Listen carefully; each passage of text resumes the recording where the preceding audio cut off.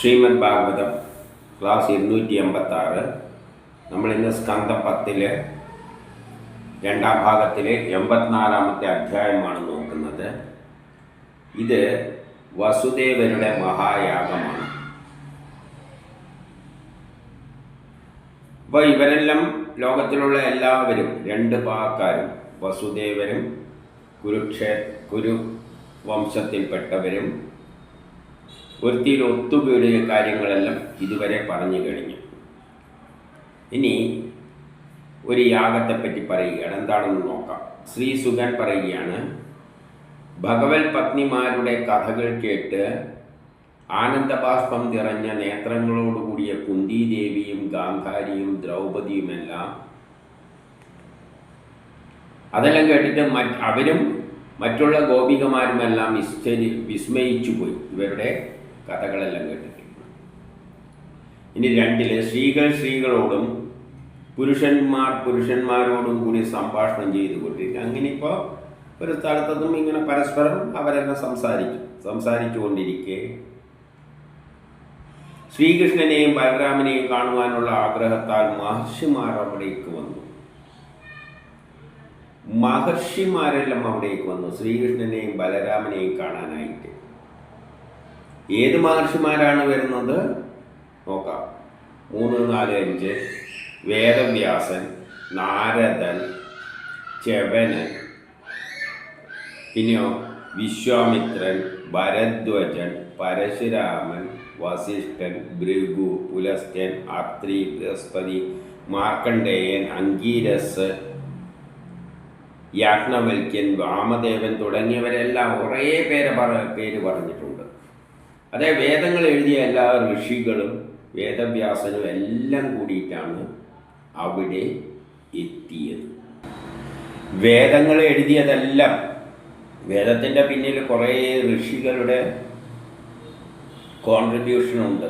പക്ഷെ അവർ ഇൻട്രൊഡ്യൂസ് ചെയ്തിട്ടില്ല. ആദ്യമായിട്ട് ഈ ഭാഗവതത്തിലൂടെ വേദവ്യാസൻ അവരെല്ലാം കൂടി ഇൻട്രൊഡ്യൂസ് ചെയ്യുകയാണ്. യഥാർത്ഥത്തിൽ ഈ കൃഷ്ണൻ്റെ പേരും കൃഷ്ണൻ രാമൻ എന്നെല്ലാം പറഞ്ഞു കൊടുത്തിട്ടുള്ള എല്ലാം ഈ ഋഷികളുടെ ഭാവനയിൽ നിന്ന് ഉരുത്തിരിഞ്ഞു വന്നതാണ്. അപ്പം അവരെപ്പറ്റി പറയാനുള്ള ഒരു വേദിയായിട്ട് ഇതിനെ കാണണം. ലോകത്തിലുള്ള എല്ലാവരും കൂടുമ്പോൾ പിന്നെ വേദങ്ങളെല്ലാം സംഭാവന ചെയ്ത് ഇവരെപ്പറ്റി പറഞ്ഞിട്ടില്ലെങ്കിൽ, ഇവർ വന്നു എന്ന് പറഞ്ഞിട്ടില്ലെങ്കിൽ അതൊരു വലിയ കുറവ് തന്നെയാണ്. അതുകൊണ്ട് തന്നെയാണ് പരശുരാമനും എല്ലാം വന്നിട്ട് ഏത് കാലഘട്ടത്താണെന്ന് ചിന്തിച്ചു നോക്കുക. പരശുരാമനടക്കം വന്നിരിക്കുകയാണ്. അംഗീരസുകൾ, പിന്നെയോ സൃഷ്ടിയുടെ ആദ്യത്തിലുള്ള എല്ലാം വന്നിരിക്കുകയാണ്. യാജ്ഞവൽക്യനും എല്ലാം വന്നിരിക്കുകയാണ്. ഇനി അവരുടെ പ്രാധാന്യത്തെപ്പറ്റി പറയുകയാണ്. അവരെ കണ്ടപാടെ രാജാക്കന്മാർ, പാണ്ഡവന്മാർ, കൃഷ്ണന്, ബലരാമൻ മുരാവരെല്ലാം എഴുന്നേറ്റ് നമസ്കരിച്ചു. പിന്നെ കൃഷ്ണനെയെല്ലാം കൃഷ്ണൻ അടക്കം അവരെ നമസ്കരിക്കുകയാണ്. ആര്?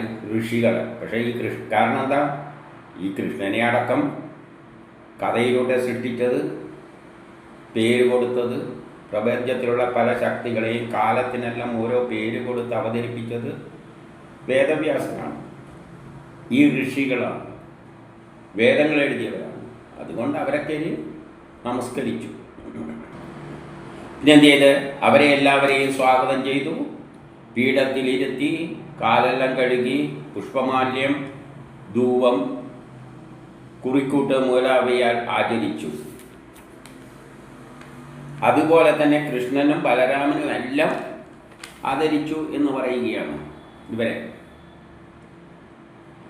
സുഖമായി ആസനസ്ഥനായ ശേഷം ശ്രീകൃഷ്ണൻ നിശബ്ദമായ ആ സദസ്സിൽ ഇങ്ങനെ പറഞ്ഞു. ഇവരെത്തിയപ്പം തന്നെ സദസ്സ് മുഴുവൻ നിശബ്ദമായി.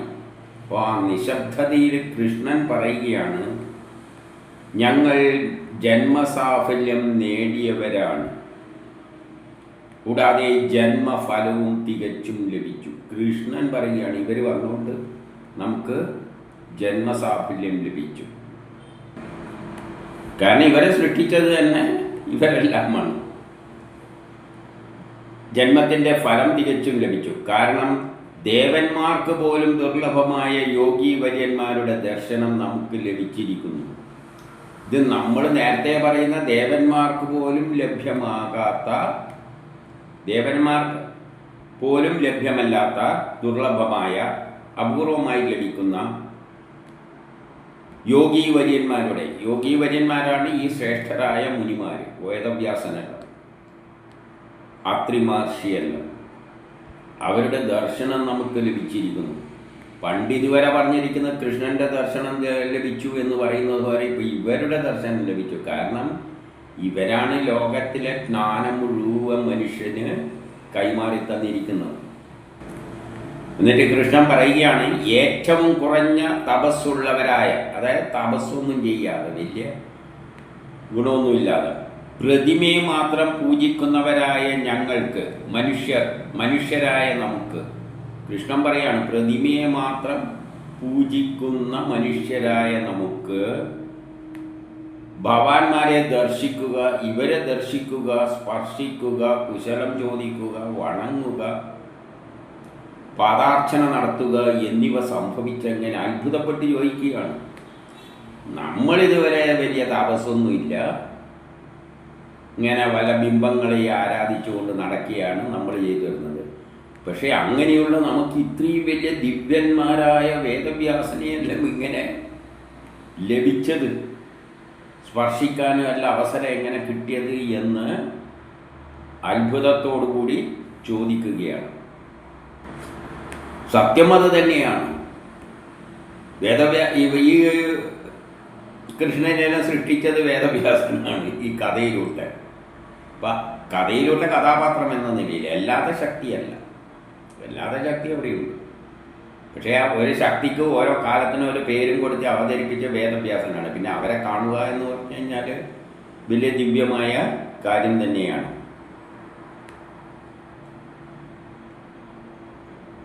ഗംഗാദികളായ നദികൾ മാത്രമേ തീർത്ഥങ്ങളായുള്ളൂ എന്നില്ല. ഗംഗ പോലെയുള്ള നദികൾ മാത്രമേ തീർത്ഥമായിട്ടുള്ളൂ എന്നൊന്നും വലിയ കാര്യമൊന്നുമില്ല. കൃഷ്ണൻ പറയുകയാണ്, കല്ലുകൊണ്ടോ മരം കൊണ്ടോ നിർമ്മിച്ച പ്രതിഭകൾ മാത്രമേ ദേവന്മാരാകൂ എന്നില്ല. ഈ കല്ലുകൊണ്ടോ മരം കൊണ്ടോ നിർമ്മിച്ച പ്രതിഭകളൊന്നും ദേവന്മാരാകുമെന്നൊന്നും ഇല്ല. അത് ദീർഘകാല ഉപാസന കൊണ്ട് മാത്രം വിശുദ്ധമാകുന്നു. അതെല്ലാം വിശുദ്ധമാകേണ്ടിക്ക് എത്രയോ കാലം ഉപവസിച്ചാൽ മാത്രമേ ആ കല്ലിൻ്റെ പ്രതിമക്കെല്ലാം കുറച്ച് വിശുദ്ധിയാകൂന്നേ ഉള്ളൂ. അതിന് ദിവ്യത്വമൊന്നുമില്ല, വിശുദ്ധിയാവുള്ളൂ. സജ്ജനങ്ങൾ കേവലം ദർശനം കൊണ്ട് മാത്രം വിശുദ്ധരാകുന്നു.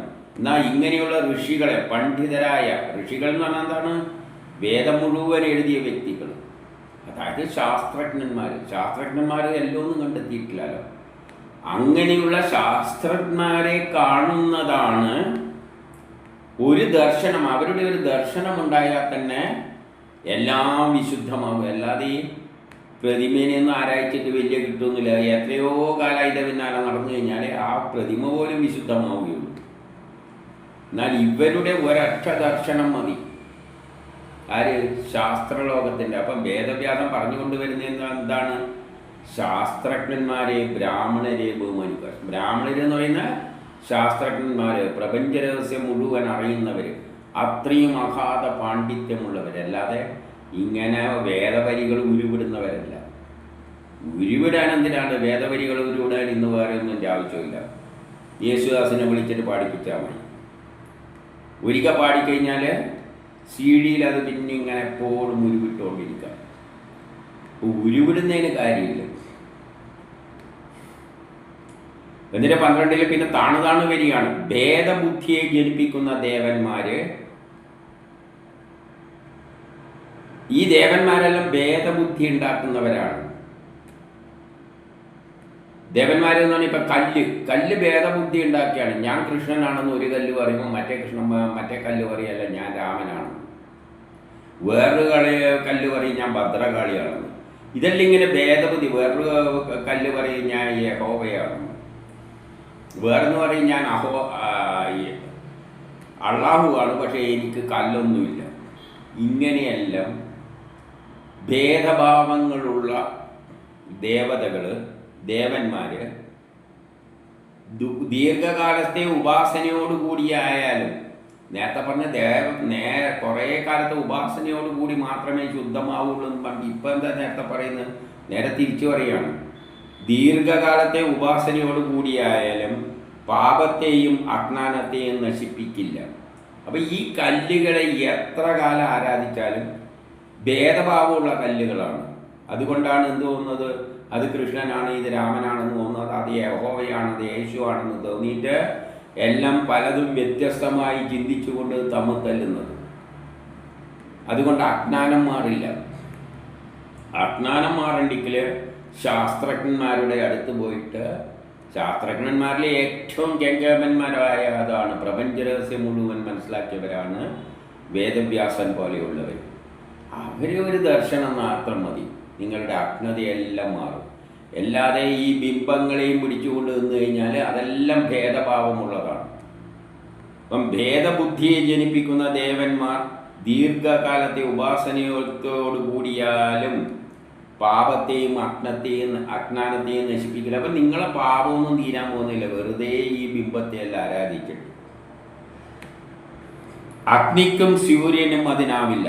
അഗ്നിയെ ആരാധിച്ചാലും പറ്റില്ല, സൂര്യനെ ആരാധിച്ചാലും നിങ്ങൾക്ക് ഭേദഭാവമില്ലാതാകില്ല, പാപം അകലില്ല, അജ്ഞാനം ദൂരീകരിക്കില്ല. കാരണം സൂര്യനെ ഒരാൾ ആരാധിക്കുമ്പോൾ മറ്റവർ പറയുന്നത് മണ്ടത്തരാണ്, സൂര്യനൊന്നും ആരാധിക്കേണ്ട. സൂര്യൻ തന്നെ ഭേദഭാവമാണ്. അതിനെ സൂര്യൻ എന്ന് പറയും, ഇതിനെ ചന്ദ്രൻ എന്ന് പറയും. അപ്പം ഇതെല്ലാം പലതരമായിട്ട്, ഇതെല്ലാം ഭൗതിക വസ്തുക്കളാണ്. അപ്പം സൂര്യനെയും അഗ്നിയെയും അതിനനുസരിച്ചില്ല. അഗ്നിയെ ആരാധിക്കുക, അഗ്നിയെ ആരാധിച്ചിട്ട് എന്ത് പാപം തീരാനാണ്? ഒരു ചുക്കുമില്ല. ചിലവരെല്ലാം വേദം പഠിപ്പിക്കുക എന്ന് പറയുന്നത് അഗ്നിഹോത്രം നടത്തിക്കാൻ പഠിപ്പിക്കുക, അഗ്നിയെ ജ്വലിപ്പിക്കാൻ പഠിപ്പിക്കുക എന്നും പറഞ്ഞുകൊണ്ട് വേദം പഠിക്കുക എന്ന് പറഞ്ഞാൽ അഗ്നിയെ ജ്വലിപ്പിക്കുക, ഹോമം നടത്തുക. ഇതെല്ലാമാണ് ബുദ്ധിയുടെ ലക്ഷണം. ഇവിടെ പറയുന്നു അഗ്നിയെ എല്ലാം ഒന്നിനെ ആരാധിച്ച് അതിനെല്ലാം ഭേദഭാവമുള്ള സംഗതികളാണ്. അതിനെക്കൊണ്ട് ഒരു ഗുണവുമില്ല, പാപവും നശിക്കില്ല, അജ്ഞാനവും ഇല്ലാതെ അജ്ഞാനികളായി മാറുകയുള്ളൂ ഈ അഗ്നിഹോത്രം നടത്തി. അഗ്നിഹോത്രം എന്ന് പറഞ്ഞാൽ അഗ്നി ഉപയോഗിച്ചിട്ട് പുതിയ പുതിയ കർമ്മങ്ങൾ ഉണ്ടാക്കുക, ഭൗതിക വസ്തുക്കൾ ഉണ്ടാക്കുക. അതിൽ തെറ്റില്ല. ഭൗതിക ലോകത്തിൽ ചോറ് വെക്കുക, അഗ്നി എടുത്തിട്ട് ചോറ് വെക്കണം, അതിൽ തെറ്റൊന്നുമില്ല. പക്ഷെ അതിൽ ആത്മീയത കുത്തി തിറച്ചിട്ട് ഈശ്വരനാണ് ചിന്തിക്കുന്നത്, അത് അജ്ഞാനമാണ്. അതുകൊണ്ട് പാപമൊന്നും തീരാൻ പോകുന്നില്ല. അപ്പം ചന്ദ്രനും നക്ഷത്രത്തിനും അതാവില്ല. പഞ്ചഭൂതങ്ങളാൽ നിർമ്മിച്ച ഒന്നിനും പറ്റില്ല. വാക്കും മനസ്സും കൊണ്ടും അത് ആവില്ല. വെറുതെ അതിനെപ്പറ്റി വാക്കിൽ ഇങ്ങനെ ഉച്ചരിച്ച് മന്ത്രം ഉരുവിട്ടുകൊണ്ട് ഒരു കാര്യമില്ല. മനസ്സുകൊണ്ട്, മനസ്സിലെപ്പോഴും എന്തെങ്കിലും എല്ലാം ഈശ്വരനെ പറ്റിയുള്ള കൃഷ്ണനെ ഭേദഭാവത്തിലോട് ചിന്തിച്ചാലും ഒരു കാര്യമില്ല. പിന്നെ എന്ത് വേണം? എന്നാൽ വിജ്ഞാനികൾ അല്പസമയത്തെ സേവനം കൊണ്ട് പാപമകറ്റും. ഇത്തരം ബുദ്ധിമാനാരായ ആൾക്കാരെ അല്പസമയം ഒന്ന് സംസാരിച്ചാൽ മതി, നിങ്ങളെ പാപവും തീരും, അജ്ഞാനവും തീരും. 17 പറയുകയാണ്, ത്രിദോഷങ്ങൾ ഉൾക്കൊള്ളുന്ന ശരീരം ഞാനാണെന്ന് ധരിക്കുക. ത്രിദോഷങ്ങൾ, വാതപിത്ത കവങ്ങളെ കൊണ്ട് നിർമ്മിച്ച ഈ ശരീരം ഞാനാണെന്ന് ധരിക്കുക. അതായത് ഞാൻ എന്ന ചിന്തയുണ്ടാവുക. ഭാര്യ മക്കളെല്ലാം തൻ്റേതാണെന്ന ചിന്ത വരിക. ഭാര്യ മക്കളെല്ലാം തൻ്റെയാണ് എന്ന തോന്നലുണ്ടാവുക. മണ്ണ്, കല്ല്, മരം എന്നിവയിൽ തീർത്ത ബിംബത്തിൽ ഇഷ്ടദേവനുണ്ട് എന്ന് തോന്നലുണ്ടാവുക. അമ്പലത്തിലുള്ള മണ്ണ് കൊണ്ടോ കല്ല് കൊണ്ടോ ഉണ്ടാക്കിയ ബിംബത്തിലുള്ള ഈശ്വരനാണെന്ന് ധരിക്കുക, ആ തോന്നലുണ്ടാവുക. അതേസമയം സർവജ്ഞരായ ജനങ്ങളിൽ ആ തോന്നൽ ഇല്ലാതിരിക്കുക. എന്നാൽ നല്ല പണ്ഡിതനായ ഒരാൾ വരികയാണ്, എല്ലാ ജ്ഞാനവും തികഞ്ഞ ഒരാളിൽ ആ ഈശ്വരനെ കാണാൻ പറ്റാതിരിക്കുക. ഇവരെല്ലാം കഴുതകളാണ് എന്ന് പറയുക. ആരിലാണ് ഈശ്വരനെ കാണുന്നത്? വേദവ്യാസന്മാരെയുള്ള ഋഷികൾ വേദങ്ങൾ മുഴുവൻ എഴുതി പിടിപ്പിച്ചാലേ ശാസ്ത്രലോകത്തെ ശാസ്ത്രജ്ഞന്മാരിൽ ഈശ്വരനെ കാണാൻ കഴിയാത്തവർ കോവർ കഴുതകളാണ്. അവർ ആരിൽ ഈശ്വരനെ കാണാൻ നോക്കുന്നു?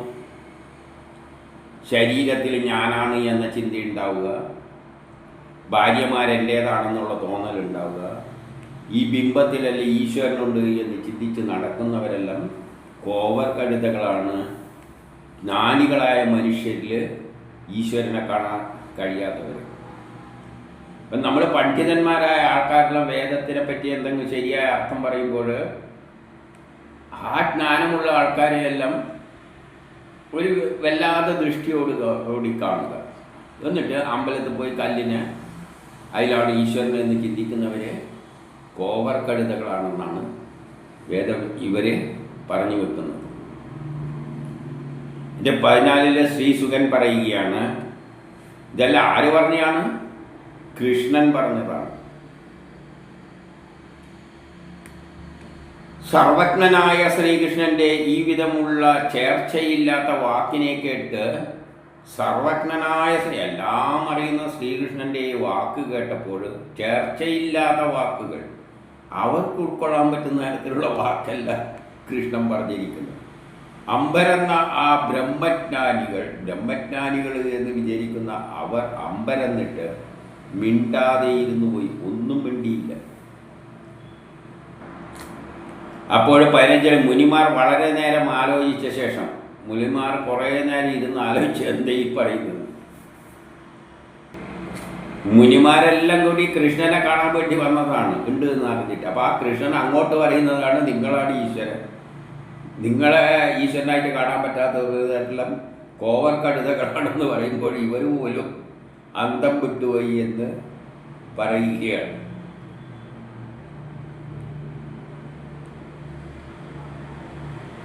വളരെ നേരം അവർ ആലോചിച്ച ശേഷം ഈശ്വരനുള്ള പാരതന്ത്രത്തെ ജനബോധം വരുത്താനായി പറഞ്ഞതാണെന്ന് നിശ്ചയിച്ച് ആ ജഗദ്ഗുരുവോട് പറഞ്ഞു. അതായത് ഈശ്വരൻ വേറെ തന്നെയാണ്, ഋഷികളൊന്നും ഈശ്വരനാവില്ല, അത് ഋഷികൾക്ക് നല്ല അറിയാം. പക്ഷെ എന്താണ് ഇവർ പറയുന്നത്? ജനത്തോട് പറയുന്നത് എന്താണ്? ജ്ഞാനമാണ് ഏറ്റവും വലിയ ഈശ്വരൻ. ആ സിദ്ധാന്തം ജ്ഞാനം നൽകുന്ന ഇവരിലൂടെ നിങ്ങൾ ദർശിക്കാൻ ശ്രമിക്കുക എന്ന് ജനബോധം വരുത്താൻ വേണ്ടിയിട്ട് പറഞ്ഞതാണ്. ജനത്തിന് ബോധ്യം വരുത്താൻ വേണ്ടി.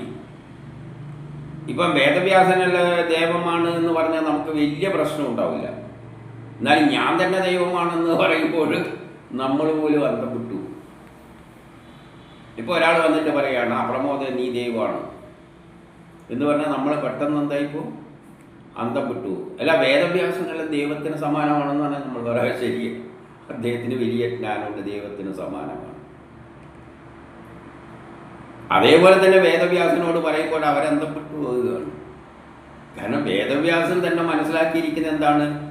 ആ ഈശ്വരനെ കാണാനും കേൾക്കാനും പറ്റാതെ ആ ഈശ്വരനെ അവനെ പൂർണ്ണമായി മനസ്സിലാക്കാൻ പോലും ഒരാൾക്കും പറ്റില്ല എന്നാണ്.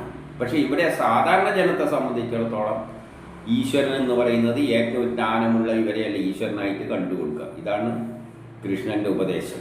ഇത് മനസ്സിലാക്കിയിട്ട് ആ ജഗദ്ഗുരുവിനോട് പറഞ്ഞു. അപ്പം ഋഷികൾ എന്താണ് പറയുന്നത്? വിശ്വസ്രഷ്ടാവായ പ്രജാപതിമാരിലൂടെയാണ് വിശ്വം ഉണ്ടായിരിക്കുന്നത്. അതീശ്വരന്മാരായ ഞങ്ങൾ തത്വജ്ഞാനികളിൽ വെച്ച് ഉത്തമരാണ്. എല്ലാ ജ്ഞാനങ്ങളും മനസ്സിലാക്കിയവരിൽ ഏറ്റവും വലിയ ജ്ഞാനിയാണ്. അതായത് ശാസ്ത്രജ്ഞന്മാരിൽ എല്ലാ രഹസ്യങ്ങളും അറിഞ്ഞ ശാസ്ത്രജ്ഞന്മാരെന്ന നിലയിൽ നമ്മൾ തത്വജ്ഞാനികളിൽ വെച്ച് ഉത്തമന്മാരാണ്. എങ്കിലും നിൻ തിരുവടിയുടെ മായയിൽ മോഹിതരായവരാണ്. നമ്മളെല്ലാം മായയിൽ അകപ്പെട്ടുകൊണ്ടാണ് ജീവിക്കുന്നത്.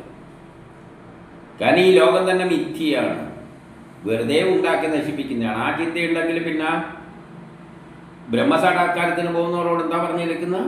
വേദങ്ങളെ അടക്കം, ഉടുതുണി അടക്കം, ബന്ധുക്കളെ അടക്കം, വേദങ്ങളടക്കം ഒന്നും വേണ്ട, അങ്ങ് കളഞ്ഞു പോവുക. കാരണം അതെല്ലാം ഭൗതികമാണ്. ആ നിലയിൽ ചിന്തിക്കുകയാണെങ്കിൽ വേദവ്യാസനൊന്നും വേദങ്ങൾ എഴുതില്ല, ഋഷികളൊന്നും വേദങ്ങൾ എഴുതില്ല. അപ്പോൾ അവരാ നിലയിലല്ല. അവരും മായയിലകപ്പെട്ടുകൊണ്ടാണ് ഈ വേദങ്ങൾ എഴുതിയിരിക്കുന്നതും ഭാഗവതത്തിൽ എഴുതിയിരിക്കുന്നത്. മായയിലകപ്പെട്ടിട്ടാണ്. നിന്തിരുവടിയുടെ മായ കൊണ്ടാണ് ഞങ്ങളെ കൊണ്ട് ഇതെല്ലാം എഴുതിപ്പിച്ചിരിക്കുന്നത് എന്ന അർത്ഥത്തിൽ പറയുകയാണ്. എന്തെന്നാൽ മനുഷ്യചേഷ്ടകളാൽ മറഞ്ഞിരിക്കുന്ന നിന്തിരുവടി, മനുഷ്യചേഷ്ടകളായിട്ട് നിങ്ങൾ നിന്തിരുവടിയാണ് മറഞ്ഞിരിക്കുന്നത്. നമ്മൾ തന്നെ നിന്തിരുവടിയാണ്.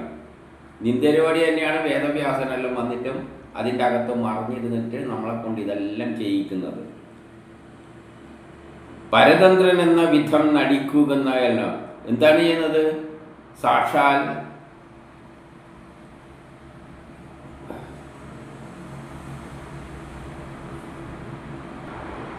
സാക്ഷാൽ ഭഗവാനായ അവിടുത്തെ വിലക്ഷണമായ കർമ്മം അത്യധികം അത്ഭുതകരമാണ്. അങ്ങ് ഈ പ്രപഞ്ചമുണ്ടാക്കിയിട്ട് എന്തെല്ലോ കർമ്മങ്ങൾ, വിലക്ഷണമായ കർമ്മങ്ങൾ അങ്ങ് മായയാൽ തീർത്തിട്ട് കാട്ടിക്കൊണ്ടിരിക്കുകയാണ്. അതെല്ലാം അത്ഭുതകരമാണ്. ആ അത്ഭുതകരമായ പ്രവൃത്തിയിൽപ്പെട്ടതാണ് നമ്മളെ സൃഷ്ടിച്ചിരിക്കുന്നത്, ഋഷികളെ സൃഷ്ടിച്ചിരിക്കുന്നത്. എന്നിട്ട് പ്രപഞ്ച രഹസ്യം മുഴുവൻ മനസ്സിലാക്കിയിട്ട് നമ്മളെ കൊണ്ട് എഴുതിപ്പിച്ചു. ഇതെല്ലാം അങ്ങയുടെ ലീലകളാണ്. ആ ശക്തിയുടെ ലീല. അങ്ങ് എന്ന് പറഞ്ഞാൽ കൃഷ്ണനുമല്ല. കൃഷ്ണനെല്ലാം വേദവ്യാസൻ ഉണ്ടാക്കിയ കഥാപാത്രങ്ങളാണ്. യഥാർത്ഥത്തിൽ ശക്തി എന്ന് പറയുന്ന ശ്രീഹരിയാണ്. അപ്പോൾ അതിൻ്റെ ലീലകളാണ്. അതോടൊന്നും നമുക്ക് എത്താൻ പറ്റില്ല. നിന്തിരുവടി നിരാസക്തനാണ്. ഇങ്ങനെയൊക്കെ ഒരാസക്തിയുമില്ല. കാരണം നമുക്കെല്ലാം ആസക്തിയുണ്ട്. വേദങ്ങൾ എഴുതി ജനത്തിന് കൊടുക്കണം എന്നുള്ള ആസക്തിയുണ്ട്. അതുകൊണ്ടാണ് ഇരുന്ന് എഴുതിയിരിക്കുന്നത്. അങ്ങ് നിഷ്ക്രിയനാണ്. ഈശ്വരൻ നിഷ്ക്രിയനാണ്, ഒന്നും ചെയ്യാതെ ഇരിക്കുന്നവനാണ്. പക്ഷെ നമ്മളെന്തൊക്കെ ഈ വേദങ്ങളെല്ലാം ഇങ്ങനെ എഴുതിക്കൊണ്ട് പിടിപ്പിച്ചുകൊണ്ടിരുന്നവരാണ്.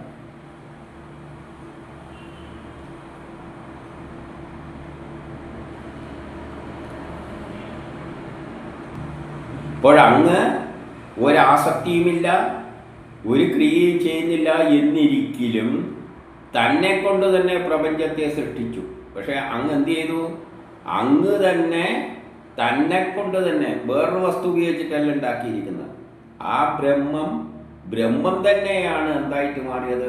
പ്രമോദായിട്ടും വേദവ്യാസനായിട്ടും ഋഷികളായിട്ടും ഈ കേൾക്കുന്ന ആൾക്കാരും എല്ലാമായിട്ട് മാറിയിരിക്കുന്നത്. എന്നിട്ട് എന്ത് ചെയ്യുന്നു? അവരെ രക്ഷിക്കുന്നു. ആവശ്യം കഴിയുമ്പം കർമ്മം ചെയ്യാൻ വേണ്ടിയാണ് സൃഷ്ടിക്കുന്നത്. അതിൻ്റെ ശേഷം ആവശ്യം കഴിയുമ്പം സംസ്കരിക്കുന്നു. അതേസമയം തന്നെയാണ് ഇതായി മാറിയതെങ്കിലും അങ്ങ് ഇതിൽ നിന്നും ബന്ധിതനാകുന്നില്ല. ഇതുമായിട്ട് അങ്ങേക്കൊരു ബന്ധവും ഇല്ലതാനും. അങ്ങ് തന്നെയാണ് നമ്മളെല്ലാമായി മാറിയത്, പ്രപഞ്ചമായി മാറിയതെങ്കിലും അങ്ങേക്ക് ഇതുമായിട്ട് ഇവിടെ നടക്കുന്ന കാര്യങ്ങളായിട്ട് ഒരു ബന്ധവും ഇല്ല.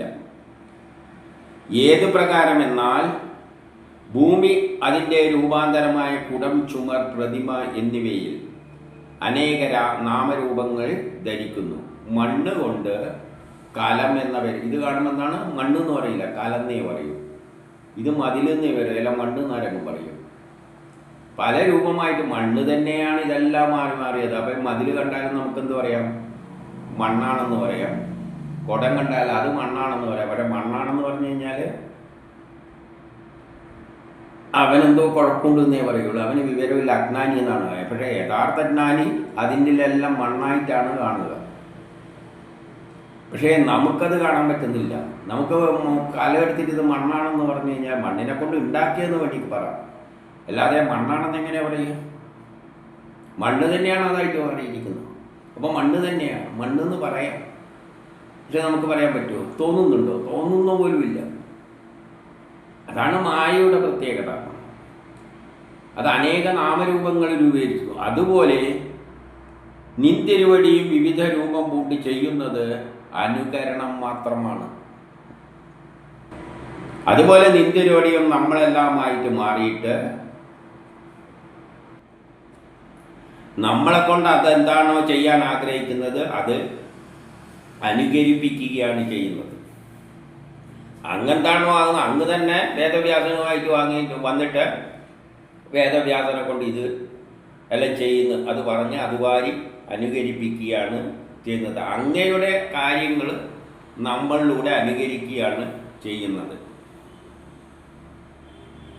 എന്നാൽ നിന്തിരുവടി 18 പറയാണ് എല്ലാറ്റിൻ്റെയും മീതെയായി വർത്തിക്കുന്നു. അപ്പം അങ്ങ് എല്ലാറ്റിൻ്റെയും മുകളിൽ വർത്തിക്കുന്നു. അതാണ് പുരുഷോത്തമൻ. എന്നിരിക്കലും സ്വഭക്തജനങ്ങളുടെ സംരക്ഷണത്തിനായും ദുഷ്ടജനങ്ങളുടെ നിഗ്രഹത്തിനുമായും അതാത് കാലത്ത് സത്വാദി ഗുണങ്ങളുടെ ശരീരത്തെ ധരിക്കുന്നു. പക്ഷേ അധർമ്മങ്ങൾ വരുമ്പോൾ, സാധുജനങ്ങളെ ഭരണാധികാരികൾ ദുഷിക്കുമ്പോൾ, ജനങ്ങൾ കഷ്ടതയുണ്ടാകുമ്പോൾ ജനങ്ങളുടെ പ്രശ്നം തീർക്കാൻ വേണ്ടി ദുർജനങ്ങളായ ആ ഭരണാധികാരികളെ കൊല്ലാൻ വേണ്ടിയിട്ട് അങ്ങ് മനുഷ്യരൂപം ധരിച്ചു വരുന്നുണ്ട്. ആ കാലം ഏതെങ്കിലും ചില നേതാക്കന്മാരായിട്ട് വരും. അപ്പം ഇന്ത്യൻ സ്വാതന്ത്ര്യ സമരത്തിന് ഗാന്ധിജി വന്നത് ആ ശക്തി തന്നെയാണ് ഗാന്ധിജിയായി വന്നിട്ട് സ്വാതന്ത്ര്യ സമരം നടത്തിയത്.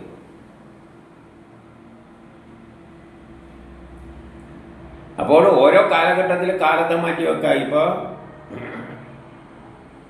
3-ാം ലോക മഹായുദ്ധത്തിന് വക്കിലാണ് നമ്മളുള്ളത്. അത് ചിലപ്പോൾ നയിക്കുന്നത് പുട്ടിനാണെങ്കിൽ പുട്ടിനായിട്ട് വന്നിരിക്കുകയാണ്, ദേഹം സ്വീകരിച്ചുകൊണ്ട് വന്നിരിക്കുകയാണ് ലോകത്തെ മാറ്റിമറിക്കാൻ എന്ന നിലയിൽ നമുക്ക് പറയാം. അപ്പം പുട്ടിനാണെങ്കിൽ അല്ല വേറെ ആളാണെങ്കിൽ അവർ കൃഷ്ണനാണെന്ന് നമുക്ക് പറയാം.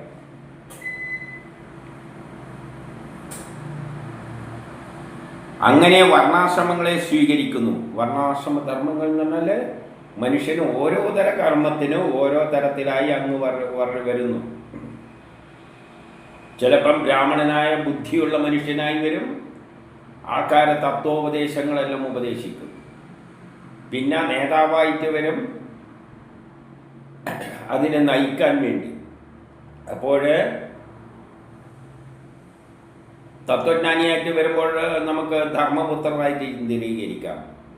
ഇനി യുദ്ധം നയിക്കാനാണെങ്കിൽ അർജുനനായിട്ട് വരാം. എല്ലാവരെയും കൊന്നൊടുക്കുന്ന അവസാന യുദ്ധത്തിൽ ഏറ്റവും അധികം കൊന്നത് എന്ന് പറയുന്നത് ഭീമനാണ്, ശരീരബലം. ആ തരത്തിൽ വരാം. അങ്ങനെ വേദമാർഗത്തെ പരിരക്ഷിക്കുന്നു. വേദത്തിലുള്ള കാര്യങ്ങളിലൂടെയാണ് ലോകം പുരോഗമിക്കുന്നത്. അതുമാത്രമല്ല, വേദം തന്നെയാണ് പറഞ്ഞിരിക്കുന്നത് ലോകം 4 തരത്തിലാണ് പോവുക: കൃതയുഗം, ത്രേതായുഗം, ദ്വാപരയുഗം, കലിയുഗം. അവസാനം വരും, എല്ലാം തച്ചൊടക്കും, ഇല്ലാതാകും. ഇതെല്ലാം വേദമാണ് പറഞ്ഞിരിക്കുന്നത്. ആ വേദം പറയുന്ന വഴിയിലൂടെയാണ് കാര്യങ്ങൾ പോകുന്നത്. അപ്പോൾ അത് നടപ്പാക്കാൻ വേണ്ടിയിട്ട് അതാത് കാലങ്ങളിൽ നിന്തിരുവടി കേരി വരുന്നു. എന്തിന്? വേദത്തിൽ പറഞ്ഞിരിക്കുന്ന കാര്യങ്ങളെ പരിരക്ഷിക്കാൻ. അതായത് വേദം എന്താണ് പറഞ്ഞത്? 3-ാം ലോക മഹായുദ്ധം ഉണ്ടാകും, ഒരു സുന്ദരമായ ലോകമുണ്ടാകും. അവിടെ അടിമത്വമില്ല, ഉച്ചനീചത്വങ്ങളില്ല, ജാതി വ്യവസ്ഥയൊന്നും ഇല്ല. അത് നടപ്പാക്കാൻ വേണ്ടിയിട്ട് ആ കാലത്തിൽ 3-ാം ലോക മഹായുദ്ധം അങ്ങ് ചില വ്യക്തികളിലൂടെ നടപ്പാക്കും. ഇനി 19 നിന്തിരുവടിയുടെ രൂപം, പരമാത്മസ്വരൂപം, ആത്മാവിൻ്റെ സ്വരൂപം. ഇതെല്ലാം ആരിലൂടെയാണ് നമ്മൾ മനസ്സിലാക്കുന്നത്? ആധുനിക സയൻസ് അല്ല. ആധുനിക സയൻസ് അങ്ങോട്ട് എത്തിയിട്ടില്ല. അതെല്ലാം വേദത്തിലൂടെയാണ്. എന്നിവ യാതൊരു വേദത്താലാണ് നമ്മൾ മനസ്സിലാക്കുന്നത്. എന്തുകൊണ്ട്? തപസ്സുകൊണ്ടും ഇന്ദ്രിയ നിഗ്രഹം കൊണ്ടും. എന്നിട്ട് അറിയപ്പെടുന്നുവോ ആ ബ്രഹ്മത്തെ നമുക്ക് മനസ്സിലാക്കാൻ പറ്റും. എന്ത്? തപസ് ചെയ്ത് ഇന്ദ്രിയ നിഗ്രഹത്താലാണ്. വേദം പറഞ്ഞു തന്നിട്ടുണ്ട്. എന്താ പറഞ്ഞിരിക്കുന്നത്? ആ ശക്തിയെ നിങ്ങൾക്ക് ശരിക്കും മനസ്സിലാകേണ്ടിക്ക് ഒരു കാര്യം ചെയ്താൽ മതി. വീട്ടുകാരെയെല്ലാം വിട്ട്, ഭാര്യയും മക്കളെയെല്ലാം വിട്ട്, ഉടുതുണിയടക്കം ഉപേക്ഷിച്ചിട്ട് നേരെ അതിൽ തന്നെ മനസ്സുറപ്പിച്ചുകൊണ്ട് മുന്നോട്ടേക്ക് പോവുക. ആ ഒരൊറ്റ ലക്ഷ്യത്തിലേക്ക് മുന്നോട്ടേക്ക് പോകുക. അതാണ് തപസ്. ഇതെല്ലാം വേദം പറഞ്ഞു തന്ന വഴിയാണ്.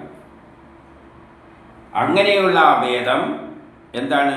വിശുദ്ധമായ അങ്ങയുടെ അന്തരംഗമാണ്. ആ വേദമാണ് അങ്ങയുടെ അന്തരംഗം. അല്ലെ, അങ്ങ് തന്നെ വേദമാണ്, ജ്ഞാനമാണ്. ജ്ഞാനമെന്നാണ്. ബ്രഹ്മം എന്ന് പറയുന്നത് സത്യമാണ്, ജ്ഞാനമാണ്. അത് വേദമാണ്. എൻ്റെ 20 പറയുന്നു, അതിനാലാണ് അങ്ങ് വേദപ്രമാണങ്ങളുടെ ഉത്തമ സങ്കേതമായ ബ്രാഹ്മണ കുലത്തെ ആദരിക്കുന്നത്. അതുകൊണ്ടാണ് അങ്ങ് ബ്രാഹ്മണരുമായിട്ട് ഇത്രയും വലിയ ബന്ധമുള്ളത്. കാരണം എല്ലാ ജ്ഞാനവുമാണ് ഈശ്വരൻ. ആ എല്ലാ ജ്ഞാനവും നേടിയ വ്യക്തി അപ്പം ഈശ്വര സമാനമാണ്. അതാണ് ബ്രാഹ്മണർ. എല്ലാ ജ്ഞാനവും നേടിയിരിക്കണം. അല്ലാതെ 2+2 4 എന്ന് കണക്ക് കൂട്ടാൻ പോലും അറിയാതെ ആൾക്കാരെങ്ങനെയാണ് ബ്രാഹ്മണനാണെന്ന് പറയുക? വസ്തുക്കളെ ആറ്റങ്ങളെ കൊണ്ടാണ് നിർമ്മിച്ചിരിക്കുന്നത് എന്ന തത്വം അറിയാത്തവർ എങ്ങനെയാണ് ബ്രാഹ്മണനാണെന്ന് പറയുക? ന്യൂട്ടൻ്റെ 3 ലോകം കൊണ്ട് ഇതിലെ സത്വരജോ തമോ ഗുണങ്ങളെ കൊണ്ടാണ് വേദം ലോകമുണ്ടാക്കിയിരിക്കുന്നത് എന്ന് മനസ്സിലാക്കാൻ കഴിയാത്തവർ എങ്ങനെയാണ് ബ്രാഹ്മണൻ എന്ന് പറയുക? എല്ലാ ജ്ഞാനവും തികഞ്ഞ ശാസ്ത്രജ്ഞ, സയൻസിൽ ഏറ്റവും പണ്ഡിതനായ വ്യക്തിയാണ് ബ്രാഹ്മണൻ. അതുകൊണ്ടാണ്, അതാണ് ജ്ഞാനത്തിൻ്റെ ഇരിപ്പിടം. ജ്ഞാനത്തിൻ്റെ ഇരിപ്പിടം ബ്രഹ്മം തന്നെയാണ്. അതുകൊണ്ടാണ് അങ്ങേക്ക് ബ്രാഹ്മണ ജാതിയോട് ഇത്ര ഭക്തി ഉള്ളത്. അതുവഴി അങ്ങ് ബ്രാഹ്മണ ഭക്തി ഉള്ളവരിൽ അഗ്രഗണ്യനാണ്. അതുകൊണ്ടാണ് അങ്ങ് ബ്രാഹ്മണ ഭക്തി ഉള്ളവരിൽ ഏറ്റവും മുൻപന്തിയിലുള്ളത് കൃഷ്ണനാണ്. കൃഷ്ണന് ജ്ഞാനമുള്ളവരെയാണ് ഇഷ്ടം.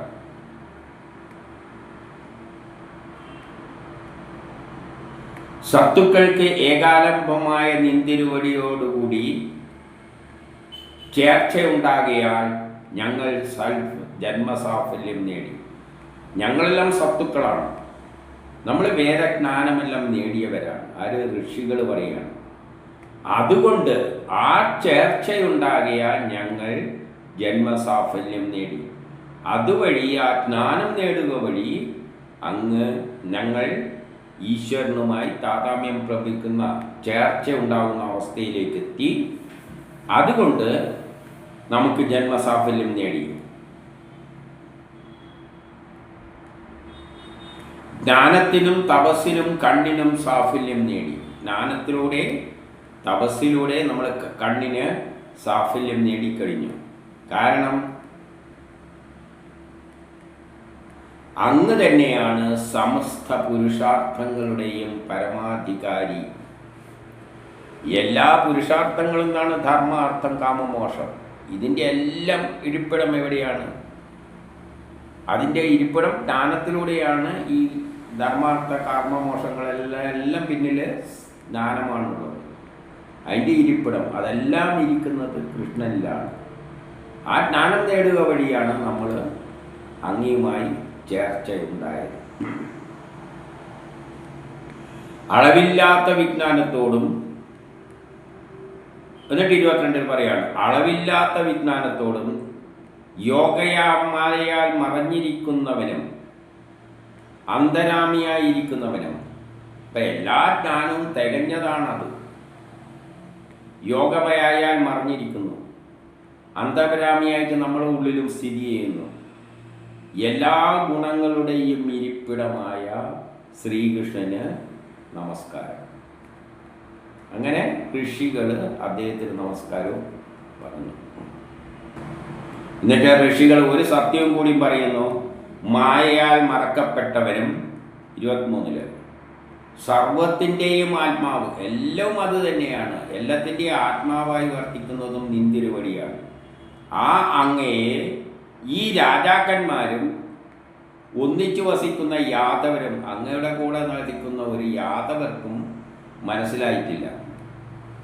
അപ്പം രണ്ടാമത്തെ ലോകത്തിൽ, ആദ്യത്തെ ലോകത്തിൽ, ലോകം രണ്ടായി തിരിഞ്ഞേരെ യദുവംശത്തിലുള്ള ജനങ്ങൾക്കൊന്നും ഈ സത്യം മനസ്സിലായിട്ടില്ല. അവർ ഭൗതിക ലോകത്തിൽ അങ്ങ് തുല്യതയിലെത്തി, ഉന്നത നിലയിലെത്തിയെങ്കിലും അവർക്കും ഈശ്വരൻ എന്ന പ്രതിഭാസത്തെ മനസ്സിലായിട്ടില്ല. അത് വേദത്തിലൂടെ മാത്രമേ മനസ്സിലാവുകയുള്ളൂ. 24-25 പറയുകയാണ്, സ്വപ്നത്തിൽ വിഷമീഭവിച്ച വസ്തു. നമ്മൾ സ്വപ്നത്തിൽ ഒന്നിനെ കാണുമ്പോൾ വാസ്തവത്തിൽ ഉള്ളതായി, അപ്പോഴത് വാസ്തവത്തിൽ ഉള്ളതായി ചിന്തിച്ചിട്ട് താനുമായി അതിനെ ബന്ധിച്ച് കാണുന്നു. ഒരു പൂച്ച നമ്മളെ മാന്താൻ വരുന്ന മാതിരി സ്വപ്നത്തിൽ കാണുകയാണെങ്കിൽ അത് ഉള്ളതായി സങ്കല്പിച്ചിട്ട് താനുമായിട്ട് അതിനെ ബന്ധിപ്പിക്കുകയാണ്. ഇതാ ഇപ്പം വന്ന് പൂച്ച എന്നെ മാന്തും. എന്നാൽ അതിൽ നിന്നും വ്യത്യസ്തമായ തന്നെ അറിയുന്നില്ല.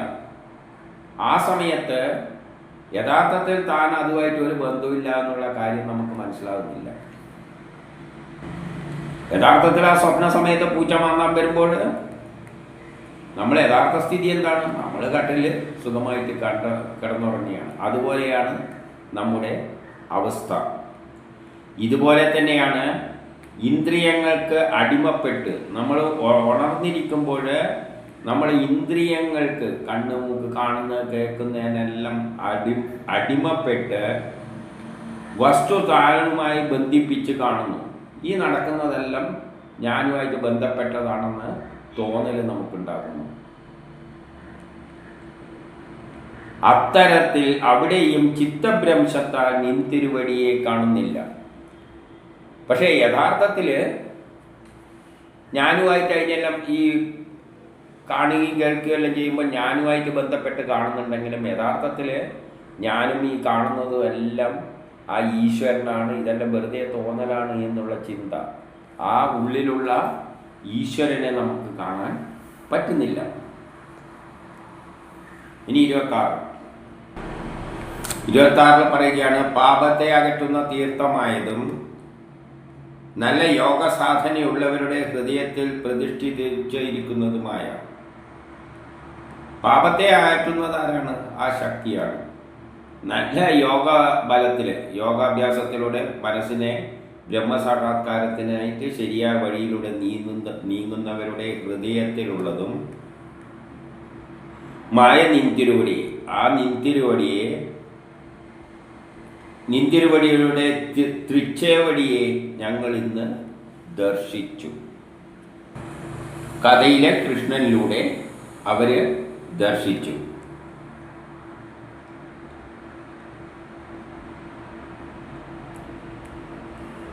ആവരണത്തെ അകറ്റിയാൽ മാത്രം, നല്ല ഭക്തിയാൽ അന്ധകരണമാകുന്ന ആവരണത്തെ മാറ്റിയാൽ മാത്രം. അപ്പോൾ അവരെങ്ങനെയാണ് കൃഷ്ണനെ ദർശിച്ചത്? നല്ല ഭക്തിയാൽ ആ കൃഷ്ണനിൽ മനസ്സുറപ്പിച്ചുകൊണ്ട് അന്ധകരണമാകുന്ന നമ്മുടെ ഉള്ളിലെ ആവരണത്തെ മാറ്റിയാൽ മാത്രം നിൻ തിരുവടിയുടെ ആശ്രയം പ്രാപിക്കുന്നു. നിൻ തിരുവടി ആശ്രയം പ്രാപിക്കണമെങ്കിൽ ഒരൊറ്റ വഴിയേ ഉള്ളൂ.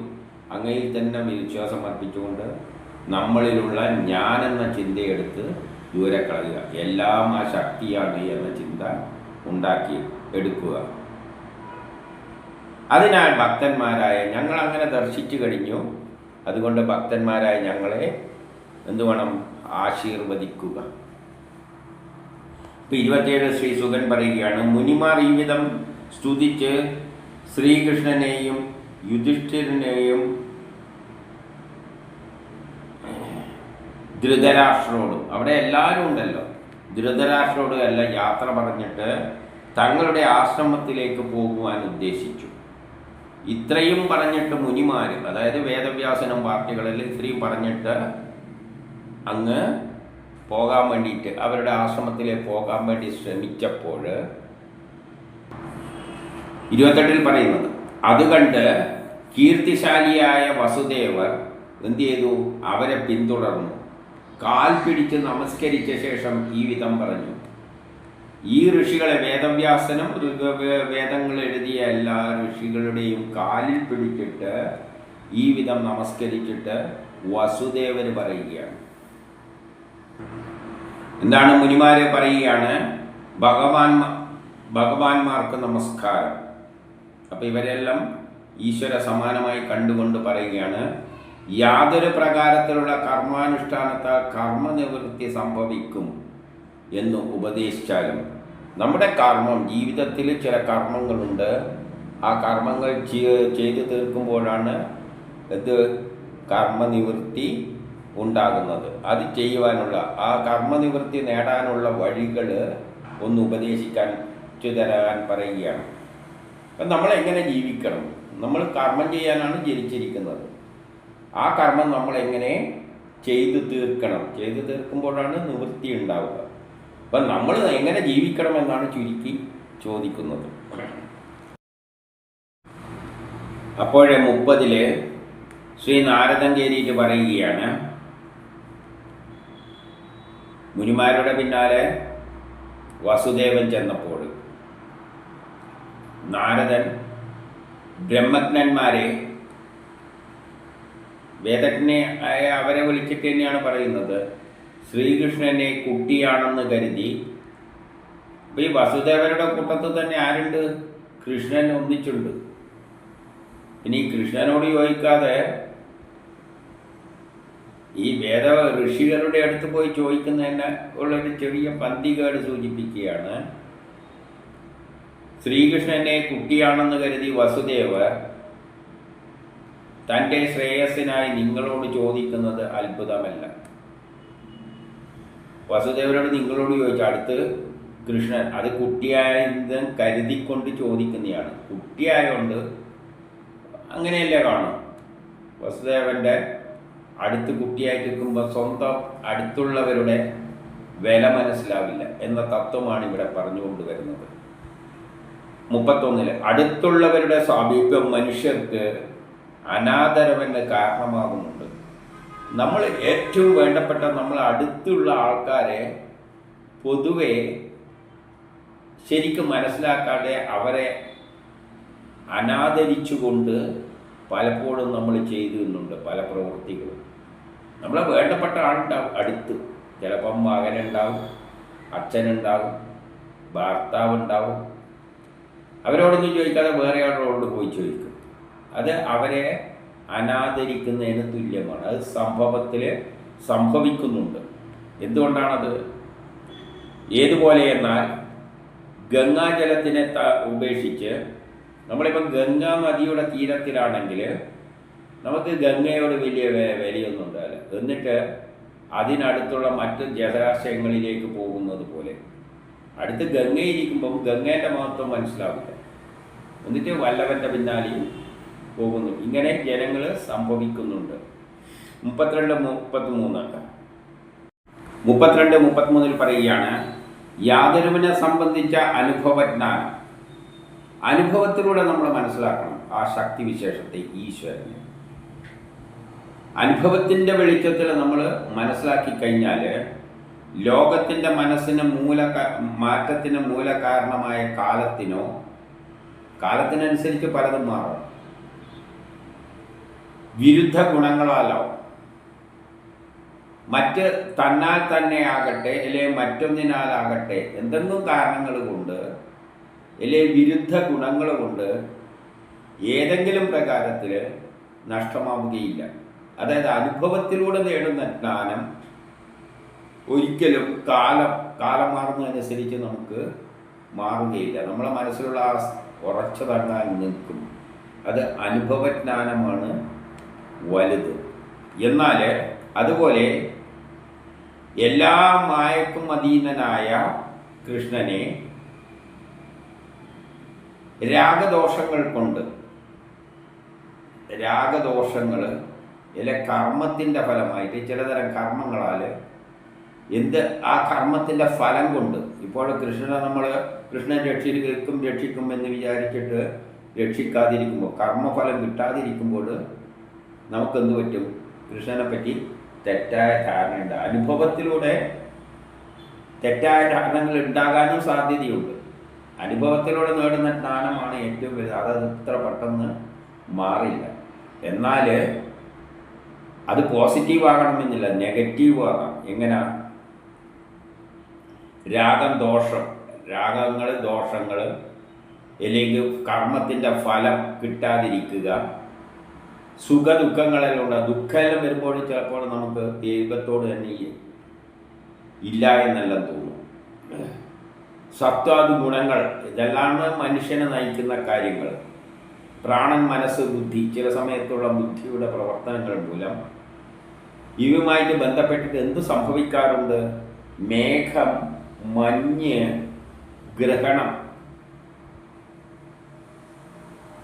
ഗ്രഹണം സമയത്ത് നമ്മൾ സൂര്യനെ കാണില്ല. സൂര്യൻ ഇല്ല എന്ന് തോന്നും ഗ്രഹണ സമയത്ത്. അല്ലെങ്കിൽ മഞ്ഞുള്ളപ്പോൾ ചിലപ്പോൾ സൂര്യൻ ഇല്ല എന്ന് തോന്നും. മേഘം ഇതുകൊണ്ട് മറക്കപ്പെട്ടതായിട്ട് മറക്കപ്പെടുന്ന അവസരത്തിൽ നമുക്ക് അതില്ല, അങ്ങനെയൊന്നും ഇപ്പോൾ ഇല്ല എന്നുള്ളൊരു തോന്നൽ ചിലപ്പം ഉണ്ടായേക്കാം. അതായത് വിരുദ്ധ വികാരങ്ങൾ ഉണ്ടാകുമ്പോൾ മനസ്സിൽ ബുദ്ധിയിലെല്ലാം ചില സമയങ്ങളിൽ ദുഃഖങ്ങളെല്ലാം കണ്ടമാറ്റം ഉണ്ടാവും. സുഖത്തിൽ നമ്മൾ ഈശ്വരനെ വിചാരിക്കും, ദുഃഖം കിട്ടുമ്പോഴാണ് ഈശ്വരനുണ്ടോ ഇല്ലയോ എന്നുള്ള ചിന്തയെല്ലാം വരുന്നത്. അല്ലെങ്കിൽ കാലം മാറുന്നതനുസരിച്ച് നമ്മുടെ ചിന്താഗതികളെല്ലാം മാറും. ഇങ്ങനെയുള്ള സമയങ്ങളിൽ എന്ത് സംഭവിക്കുന്നുണ്ട്? നേരെ വിപരീതമായ ഫലവും സംഭവിക്കുന്നുണ്ട്.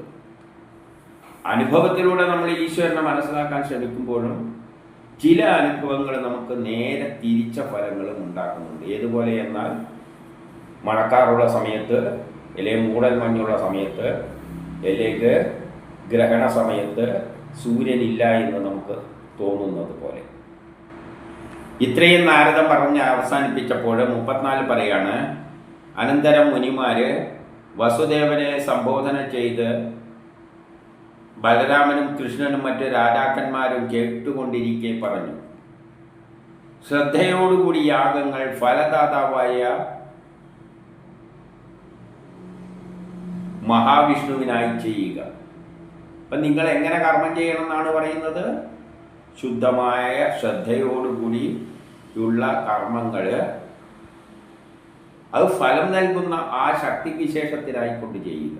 നമ്മൾ നമുക്കായിട്ട് വേണ്ടിയിട്ട് ചെയ്യരുത്, എല്ലാം ആ ശക്തിക്ക് വേണ്ടിയായിട്ട് ചെയ്യുക. ഇതാണ് കർമ്മത്തിലൂടെ കർമ്മനിവൃത്തി ഉണ്ടാക്കുന്നത്. അപ്പം നമ്മളെ കർമ്മങ്ങൾ ചെയ്യാനാണ് നമ്മളെ സൃഷ്ടിച്ചിരിക്കുന്നത്. നമ്മൾ കർമ്മം ചെയ്ത് തീർത്തേ പറ്റുള്ളൂ.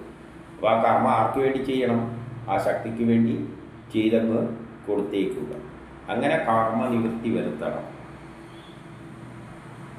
ഇതിലൂടെ മനസ്സിന് ശാന്തി ലഭിക്കും. അങ്ങനെ ചെയ്തു കഴിഞ്ഞാൽ നമുക്ക് ശാന്തിയാണ് ലഭിക്കുക. അല്ലാതെ എനിക്ക് വേണ്ടി എന്ന് ചെയ്യുമ്പോൾ ഫലം ശരിയല്ലെങ്കിൽ നമുക്ക് വിഷമം ഉണ്ടാകും. നേരെ മറിച്ച് ഞാൻ ചെയ്യേണ്ട കർമ്മം ഞാൻ ചെയ്തു കൊടുക്കുന്നു, ഫലത്തെ പറ്റിയൊന്നും ചിന്തിക്കുന്നില്ല. അതിനുവേണ്ടി നമ്മൾ ചെയ്തു കൊടുക്കുന്നു. ഞാൻ ചെയ്യേണ്ടത് എന്നാ കഴിയുന്ന മാതിരി ചെയ്തിട്ടുണ്ട് എന്ന് ചിന്തിച്ചു കഴിഞ്ഞാൽ ഫലം എന്തായാലും മനസ്സിനെ ബാധിക്കില്ല. അതിലൂടെ മനസ്സിന് ശാന്തി ലഭിക്കുന്നു, ആനന്ദം ഉണ്ടാകുന്നു. പിന്നെ ഇതുതന്നെയാണ് യഥാർത്ഥ ധർമ്മം. ഇപ്പോൾ മനുഷ്യരുടെ ജീവിതത്തിൻ്റെ യഥാർത്ഥ ധർമ്മം എന്താണെന്ന് വെച്ചാൽ നമ്മളെ സൃഷ്ടിച്ചിരിക്കുന്ന കർമ്മങ്ങൾ ചെയ്തു കൊടുക്കാനാണ്. ആ കർമ്മം ആ ശക്തിക്കായിട്ട് ചെയ്തു കൊടുക്കുക. ജ്ഞാനത്തിൻ്റെ സഹായത്താൽ അല്ലെങ്കിൽ ശാസ്ത്രത്തിൻ്റെ സഹായത്താൽ എളുപ്പ വഴിയിലൂടെ മോക്ഷമാർഗമായി പറയുന്നത് ഇത് തന്നെയാണ്. എളുപ്പത്തിൽ മോക്ഷം ലഭിക്കേണ്ടിക്കുള്ള പരിപാടി എന്താണ്?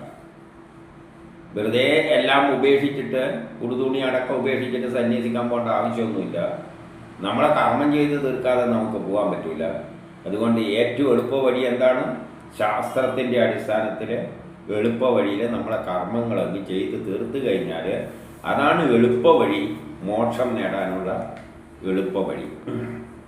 അതാണ് അർജുനൻ ഞാൻ സന്യസിക്കട്ടെ എന്ന് പറഞ്ഞപ്പോൾ പറഞ്ഞ നിന്നെ അതിനല്ല സൃഷ്ടിച്ചിരിക്കുന്നത്. നീ ചെയ്യാനുള്ള കുറേ ജോലിയുണ്ട്, പോയി യുദ്ധം ചെയ്തിട്ട് അവരെയെല്ലാം കൊന്നുക, അപ്പോൾ നിനക്ക് മോക്ഷം കിട്ടും. പക്ഷെ ആർക്ക് വേണ്ടിയിട്ട് കൊല്ലണം? അവനവന് വേണ്ടിയിട്ട് നല്ലത് ആ ശക്തി എന്നെ ഏൽപ്പിച്ച അധർമ്മികളെ കൊല്ലുന്ന കർമ്മം ഞാൻ ചെയ്യുന്നു എന്ന നിലയിൽ ചെയ്യുക. എന്നിട്ട് 37 പറയുന്നു, വിശുദ്ധമായ സ്വയം ആർജിച്ച സമ്പത്ത് കൊണ്ട് ശ്രദ്ധയോടെ, വിശുദ്ധമായ സമ്പത്ത് നമ്മൾ അധ്വാനിച്ച സമ്പത്തായിരിക്കണം. അങ്ങനെ വരുമ്പോൾ അച്ചരമ്മമാരുടേതും കൂടിയല്ല കാര്യത്തിൽ പറയുന്നത്.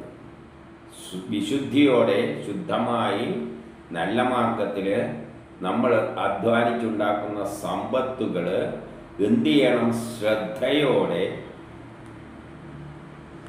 അതുകൊണ്ട് ഭഗവാനെ സമാരാധിക്കുക. ആ പണം ഉപയോഗിച്ചിട്ട് നമ്മൾ യജ്ഞങ്ങൾ ചെയ്യുന്നത് ഈശ്വരന് ലോകത്തിന് വേണ്ടി എന്ന ചിന്തയിൽ ചെയ്യുക. അല്ല പണം ലാഭം ഉണ്ടാക്കാൻ വേണ്ടി ആകരുത്. എന്തെങ്കിലും ധനം ഉണ്ടെങ്കിൽ തന്നെ അതൊരു ലോക പുരോഗതിക്കായിട്ട് ലോകത്തെ മുന്നോട്ടേക്ക് അയക്കാനാണ് ഈശ്വരൻ ശ്രമിക്കുന്നത്. ആ ഈശ്വരനായിക്കൊണ്ട് കർമ്മങ്ങൾ ചെയ്യുക എന്നുള്ളതാണ് ത്രിവർണർക്കുള്ള ഗൃഹസ്ഥാശ്രമ മാർഗം. അപ്പം ബ്രഹ്മചര്യം തന്നെ പഠിക്കാൻ പോക്കാണ്. പിന്നെ ഗൃഹസ്ഥാശ്രമം എന്ന് പറഞ്ഞാൽ നമ്മളെല്ലാ കർമ്മങ്ങളും എല്ലാം ചെയ്യുന്നത് ആ ശക്തിക്ക് വേണ്ടിയാണ്.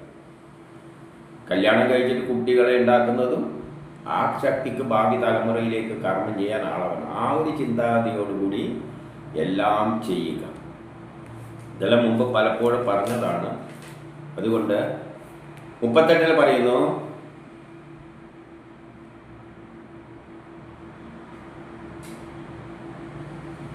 അറിവുള്ളവർ എന്താ ചെയ്യുക? യജ്ഞദാനാദികളാൽ യജ്ഞം ചെയ്യും, ദാനവും ചെയ്യും. എന്നിട്ട് ധനാർത്ഥിയെ കളയും. പണം നേടാനുള്ള ആർത്തി പിടിച്ച് പണത്തിനുള്ള ആ ചിന്താഗതികളെ കളയും. എങ്ങനെ ചെയ്യും? യജ്ഞം ചെയ്യും, കിട്ടുന്നത് ദാനവും ചെയ്യും, ലോകനന്മക്കായിട്ട് കൊടുക്കുകയും ചെയ്യും. അങ്ങനെ പണത്തിൽ ആർത്തി പിടിക്കാതെ ഗൃഹസംബന്ധമായ ഭോഗാനുഭവത്താൽ കാമാർത്ഥങ്ങളെയും ഗൃഹസംബന്ധമായ ഗൃഹസംബന്ധമായ കാര്യങ്ങൾ ചെയ്യുമ്പോൾ കല്യാണം കഴിക്കേണ്ടി വരും, അതിൻ്റെ കൂടെ ഭോഗങ്ങളെല്ലാം ഉണ്ടാവും. പക്ഷേ അതിലൂടെ കാമാനർത്ഥങ്ങളെയും ഇല്ലാതാക്കണം, കാമം ഒഴിവാക്കണം. ധർമ്മത്തിൻ്റെ അടിസ്ഥാനത്തിൽ ചെയ്യേണ്ട കർമ്മങ്ങൾ ചെയ്യണം. ഇപ്പം ഭാര്യ കല്യാണം കഴിക്കുക എന്നെല്ലാം പറയുമ്പോൾ കുട്ടികളുണ്ടാകണം, അതെല്ലാം വേണം. പക്ഷേ അത് കാമത്തിന് അടിമപ്പെട്ടിട്ട് ആകരുത്. പിന്നെയോ കാലത്താൽ തനിക്കുള്ള സ്വർഗാദി മോഹങ്ങളെയും ഉപേക്ഷിക്കണം. കാലത്താൽ കാലം കഴിയുമ്പോൾ മരിച്ചു കഴിഞ്ഞാൽ എനിക്ക് അവിടെ പോകണം, സ്വർഗത്തിൽ പോകണം എന്നീ ചിന്തകളെല്ലാം എടുത്ത് കളയണം. ഇതെല്ലാം ഉപേക്ഷിച്ചേക്കാം. ബുദ്ധിമാന്മാർ, അതായത് അറിവുള്ളവരതാണ് ചെയ്യുക. അറിവുള്ള യജ്ഞങ്ങൾ ചെയ്യും, ദാനങ്ങൾ ചെയ്യും. അതെല്ലാം എന്തിനല്ല, പണം നേടാനായിക്കൊണ്ട്. ചിലവർ ദാനം കൊടുക്കുന്നുണ്ട്, കുറേ വാരിക്കൂട്ടുമ്പോൾ പിടിക്കാതിരിക്കാൻ കുറച്ച് ദാനം ചെയ്യും. അപ്പം ജനത്തിൻ്റെ ഇടയ്ക്കൊരു വിശ്വാസമുണ്ടാകും, ആ ഭയങ്കര ദാനിയാണ്. എന്തിനാ ഈ ദാനം കൊടുക്കുന്നത്? വേറെ വല്ല തട്ടിപ്പിലൂട്ടിയാലും കുറേ പണം ഉണ്ടാക്കുന്നുണ്ട്. അത് പിടിക്കപ്പെടാതിരിക്കാൻ ജനങ്ങളുടെ ഇടയ്ക്ക് നല്ലൊരു ചിന്താഗതി എടുക്കാൻ ചിലപ്പോൾ ദാനം ചെയ്യും. അങ്ങനെയല്ല, യജ്ഞങ്ങളും ദാനങ്ങളെല്ലാം ധനസമ്പാദനത്തിനല്ലാതെ നിലയിൽ ആ ചിന്ത ഉപേക്ഷിച്ചുകൊണ്ട് ഗൃഹസ്ഥാശ്രമ ധർമ്മം നിൽക്കുമ്പോൾ കല്യാണം കഴിക്കേണ്ടി വരും, ബാക്കിയെല്ലാം വേണ്ടി വരും. പക്ഷേ അതൊന്നും കാമത്തിന് അടിമപ്പെട്ടിട്ട് ആകരുത്. ആ ചിന്തയില്ലാതെ കാലത്തിനനുസരിച്ച് എനിക്ക് ഭാവിയിൽ സ്വർഗം കിട്ടണം, മറ്റേത് വേണം എന്നുള്ള അങ്ങനെയുള്ളൊരു ചിന്താഗതി ഇല്ലാതെ ബുദ്ധിമാന്മാർ എന്ത് ചെയ്യുന്നു? ഗൃഹത്തിൽ വെച്ചു തന്നെ ബുദ്ധിമാന്മാർ എന്ത് ചെയ്യും?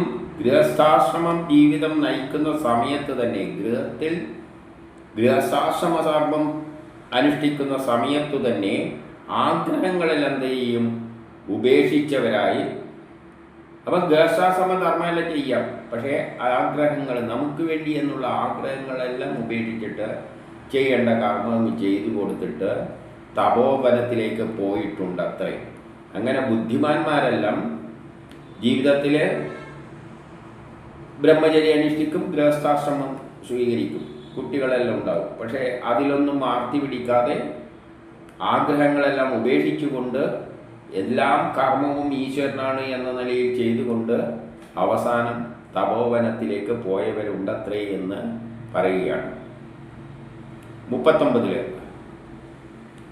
ഒരു ത്രൈവർണ്ണൻ എന്ന് പറഞ്ഞാൽ ബ്രാഹ്മണ ക്ഷത്രിയ വൈശ്യരാണ്.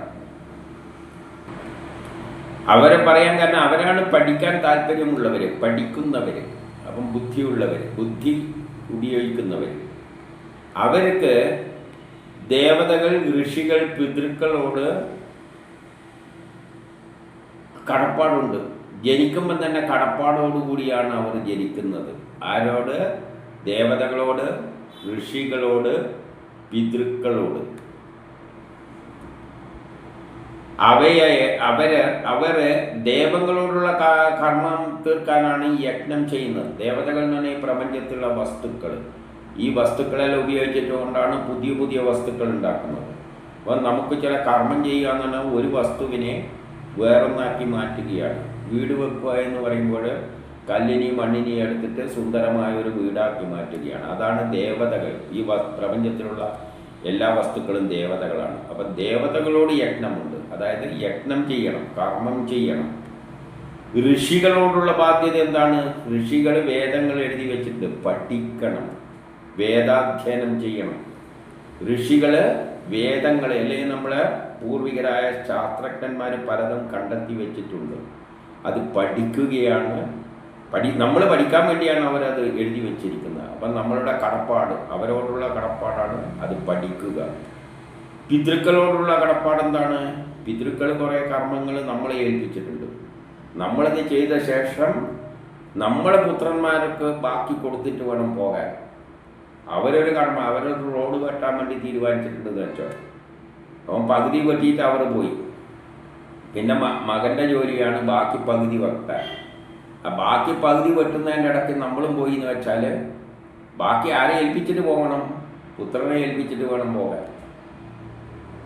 അതാണ് പിതൃക്കളോടുള്ള കടം. അങ്ങനെ പുത്രനും എന്നിവയിലൂടെ വീട്ടാതെ ഗൃഹകൃത്യം വീട്ടാൻ കഴിയുകയില്ല, അല്ലെങ്കിൽ കീഴ്പോട്ട് പോകും. അതായത് നമ്മൾ ഗൃഹസ്ഥാശ്രമധർമ്മം ചെയ്യുമ്പോൾ നമുക്ക് ഇങ്ങനെ ചില ഉത്തരവാദിത്തങ്ങളുണ്ട്. പഠിക്കുക, കർമ്മം ചെയ്യുക, നമ്മളെ ബാക്കി വരുന്ന കർമ്മങ്ങൾ, നമ്മുടെ പിതൃക്കളുടെ കർമ്മമാണ് നമ്മൾ മുൻപോട്ടേക്ക് കൊണ്ടുപോകുന്നത്. ആ കർമ്മത്തിൻ്റെ ബാക്കി ചെയ്യാൻ നമുക്ക് മക്കളും ഉണ്ടായേ തീരും. കാരണം നമ്മളെ ജനിതക ഘടന, അച്ഛനും അമ്മയിൽ നിന്നും നമുക്ക് ജനിതക ഘടന കിട്ടിയിട്ടുണ്ട്. അതിൽ അച്ഛൻ്റെയും അമ്മേൻ്റെയും മാത്രമല്ല, അവർക്ക് കൊടുത്ത പൂർവികരുടെ എല്ലാം ഉണ്ട്, ഘടന നമ്മളേലുണ്ട്. ഇത് വെച്ചിട്ടാണ് പ്രകൃതി വേണ്ടത് സെലക്ട് ചെയ്തിട്ട് ഓരോ കാലത്തും കുട്ടി ഉണ്ടാക്കുന്നത്. അപ്പം നമ്മൾ കല്യാണം കഴിച്ച് കുട്ടികൾ ഉണ്ടായില്ലെങ്കിൽ ഈ ജനിതക ഘടന അങ്ങ് നഷ്ടപ്പെട്ടു. അപ്പം പ്രകൃതിക്ക് നാളെ ഇതിൽ നിന്നെടുത്തിട്ട് വേറൊരു കുട്ടി ഉണ്ടാക്കാൻ പറ്റില്ല. അതുകൊണ്ട് ആ ട്രാൻസ്ഫർ ചെയ്ത് കിട്ടുന്ന ജനിതക ഘടന നമ്മളും മക്കളിലൂടെ ട്രാൻസ്ഫർ ചെയ്ത് ഓടണം. കുറച്ച് സയൻസിലൂടെ അത് മനസ്സിലാവുകയുള്ളൂ.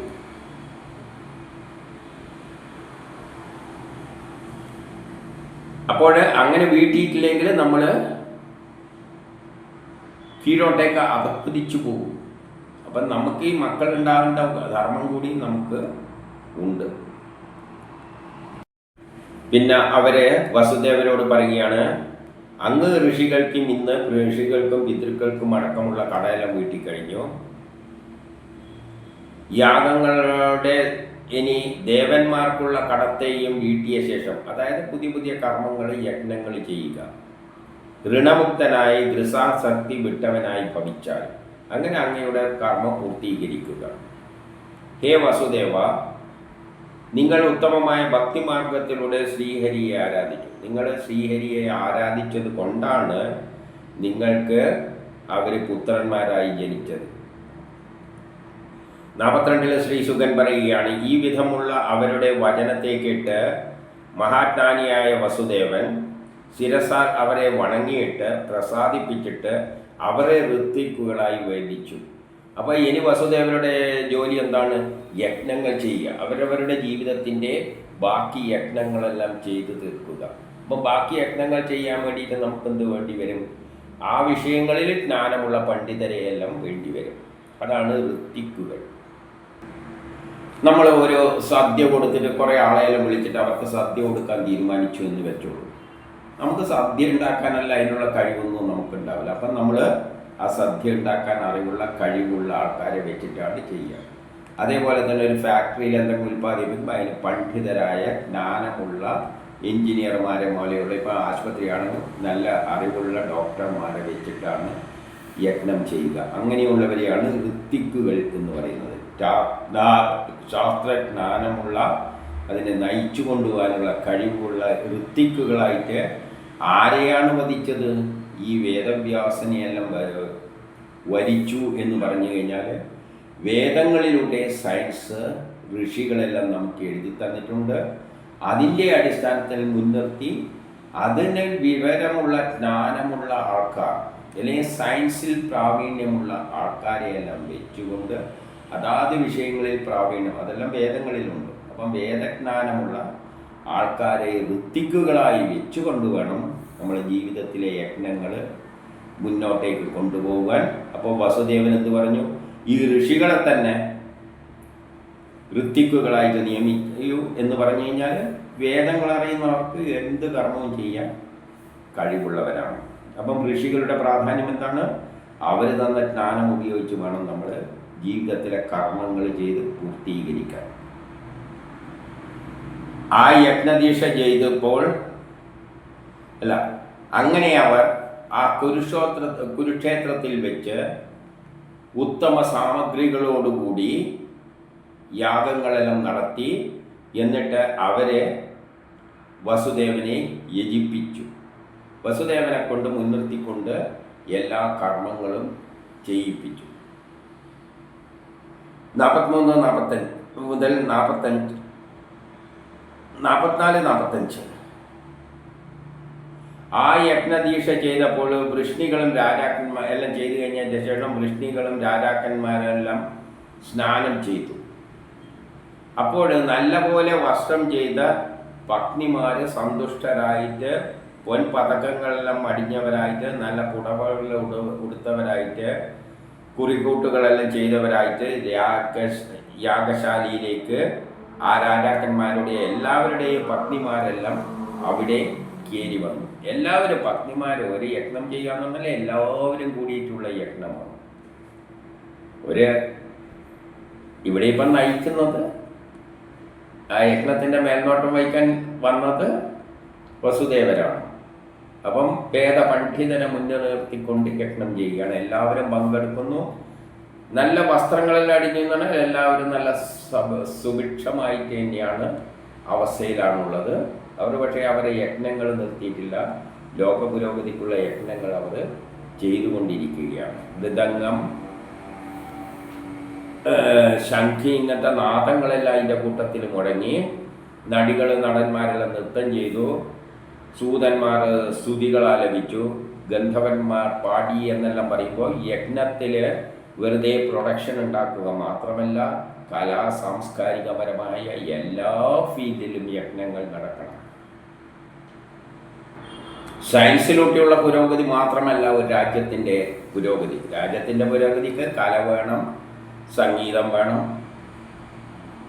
സ്പോർട്സ് വേണം, എല്ലാ ഫീൽഡിലും പ്രാവീണ്യം നേടണം. നൃത്തങ്ങൾ, എല്ലാത്തിനും വാദ്യങ്ങൾ, എല്ലാ ഫീൽഡിലും. അതാണ് ഇവിടെ പറയാൻ കാരണം. എല്ലാ ഫീൽഡിലുള്ള യജ്ഞങ്ങൾ അവിടെ നടക്കുകയാണ്.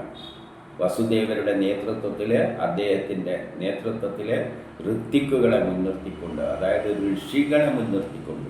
ഇവിടെ ഋത്തിക്കുകൾ ഋഷികളാണ്. അപ്പം 47 കണ്ണിൽ അഞ്ജനലം എഴുതി, ദേഹമാസകലം വെണ്ണയിലം തേച്ച് അത്ര സുഭിക്ഷമുള്ളവരാണ്, എല്ലാം തികഞ്ഞവരാണ്. എന്നിട്ടും യജ്ഞം ചെയ്യുകയാണ്. 18 പത്നിമാരോട് കൂടിയാണ് ആരുള്ളത്? വസുദേവരുള്ളത്. അദ്ദേഹം എങ്ങനെ തിളങ്ങി? ആ പത്നിമാരെല്ലാം കൂടിയിട്ടാകുമ്പോൾ നക്ഷത്രങ്ങളെ പൊതിഞ്ഞ ചന്ദ്രനെ പോലെ. നക്ഷത്രങ്ങളെ എല്ലാം ചന്ദ്രൻ്റെ ഭാര്യമാരായിട്ടാണ് ചിത്രീകരിച്ചിരിക്കുന്നത്. അതിനെ അഭിഷേകം ചെയ്ത പോലെയാണ് ഇവിടെ ഋത്തിക്കുകൾ. ആ വിധം തന്നെയാണ് ഇവിടെ ഇദ്ദേഹത്തെ, വസുദേവരെ അഭിഷേകം ചെയ്യിപ്പിച്ചത്. പട്ടുടയാടകളാലും കർണഭൂഷണങ്ങളാലും അലങ്കരിക്കപ്പെട്ടവരായിട്ട് പത്നിമാരോടുകൂടി ആ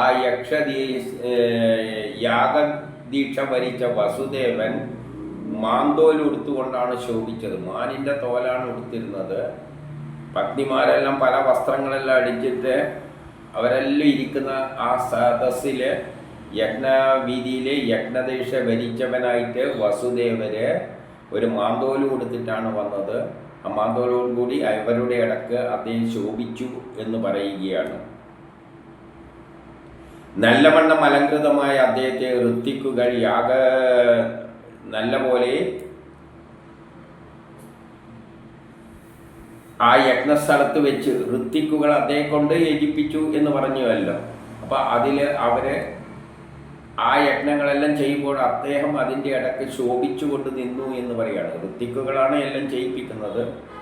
അതിന് ആ സമയത്ത് ഇദ്ദേഹം അവരുടെ ഇടയ്ക്കെല്ലാം നല്ല ശോഭിച്ചിട്ട് നിൽക്കുകയാണ്, മാൻതോവെല്ലാം ഉടുത്തുകൊണ്ട്. പിന്നെയോ അന്നേരത്ത് തങ്ങളുടെ ഭാര്യമാരോടും പുത്രന്മാരോടും ഒപ്പം ആരും എത്തിച്ചേർന്നു? ബലരാമനും ശ്രീകൃഷ്ണനും അവിടെ ഉണ്ടായിരുന്നു. അവരും ആ കൂട്ടത്തിൽ വിളങ്ങി എന്ന് പറയുകയാണ്. ഈ ഇദ്ദേഹം യജ്ഞം നടത്തുമ്പോൾ അവിടെ ആരുണ്ട്? കൃഷ്ണനും പത്നിമാരും എല്ലാം ഉണ്ട്. പിന്നെ എന്തുണ്ട്? പുത്രന്മാരുണ്ട്, ബലരാമനുണ്ട്. എല്ലാവരും ആ കൂട്ടത്തിൽ വിളങ്ങി. അത്രയും വലിയൊരു യജ്ഞമാണ് അവിടെ നടന്നത്. യാഗം എങ്ങനെയാണ് നടത്തിയത്? വിധി പോലെ മാസത്തിൻ്റെയും പിന്നെയോ അഗ്നിഹോത്രം മറ്റുമായ ജ്യോതിഷപരമായ വിധിപ്രകാരം അവരെല്ലാം ശ്രീഹരിയെ ആരാധിച്ചു. വേദങ്ങളിൽ പറയുന്നതനുസരിച്ച് ശാസ്ത്രവിധി പ്രകാരം ജ്യോതിഷത്തിൻ്റെ അടിസ്ഥാനത്തിൽ ശരിയായ മാസമെല്ലാം നോക്കിക്കൊണ്ട് അഗ്നി ഉപയോഗിച്ചുള്ള യജ്ഞങ്ങൾ അവർ ഭംഗിയായിട്ട് ചെയ്തു. എന്നിട്ട് ശാസ്ത്രവിധി പ്രകാരമുള്ള ദക്ഷിണകൾ അവർ ഋത്തിക്കുകൾ കൊടുത്തു. ഇത് പൂർത്തീകരിക്കുമ്പോൾ ഋത്തിക്കുകൾക്ക് എന്ത് വേണം? ദക്ഷിണ കൊടുക്കണം. ശാസ്ത്രവിധി പ്രകാരമുള്ള അലങ്കരിച്ച പശുക്കൾ എന്നെല്ലാം പണ്ട് പറഞ്ഞിട്ടുള്ള ഭൂമിയും പിന്നെ കന്യാകുമാരിയും കൊടുത്തു എന്ന് പറയുകയാണ്. ഇപ്പം കല്യാണം കഴിക്കാതെ ഋത്തിക്കുകളാണെങ്കിൽ ചിലപ്പം കന്യാകുമാരിയെല്ലാം ദാനം ചെയ്തെന്ന് വരും. അങ്ങനെ അവരെ എല്ലാ തരത്തിലും സന്തോഷിപ്പിച്ചിട്ടാണ് ശാസ്ത്രവിധി പ്രകാരം തന്നെ വേണ്ടതെല്ലാം കൊടുത്തു. പത്നി സംയോജമുലാവയ്ക്ക് ശേഷം പത്നി സംയോജമുല അതും അതിൻ്റെ ഭാഗം തന്നെയാണ്. അതിനുശേഷം 53 മഹർഷിമാരും ബ്രാഹ്മണന്മാരും വസുദേവനെ മുൻനിർത്തി ആ പരശുരാമ ഹൃദത്തിൽ സ്നാനം ചെയ്തു. പരശുരാമനാണ് എല്ലായിടത്തും കുളങ്ങളും അതും ഇതുമെല്ലാം കുളിക്കാനുള്ള തീർത്ഥങ്ങളെല്ലാം ഉണ്ടാക്കി വെച്ചിരിക്കുന്നത്. നമ്മളെ കേരളം സൃഷ്ടിച്ച തന്നെ പരശുരാമൻ വഴിവറിഞ്ഞിട്ടാണെന്നെല്ലാം പണ്ട് ചെറിയ ക്ലാസ്സിൽ പഠിച്ചിട്ടുണ്ടല്ലോ. അപ്പം അദ്ദേഹം നിർമ്മിച്ച തടാകത്തിലാണ് ഇവർ സ്നാനമെല്ലാം ചെയ്തത്.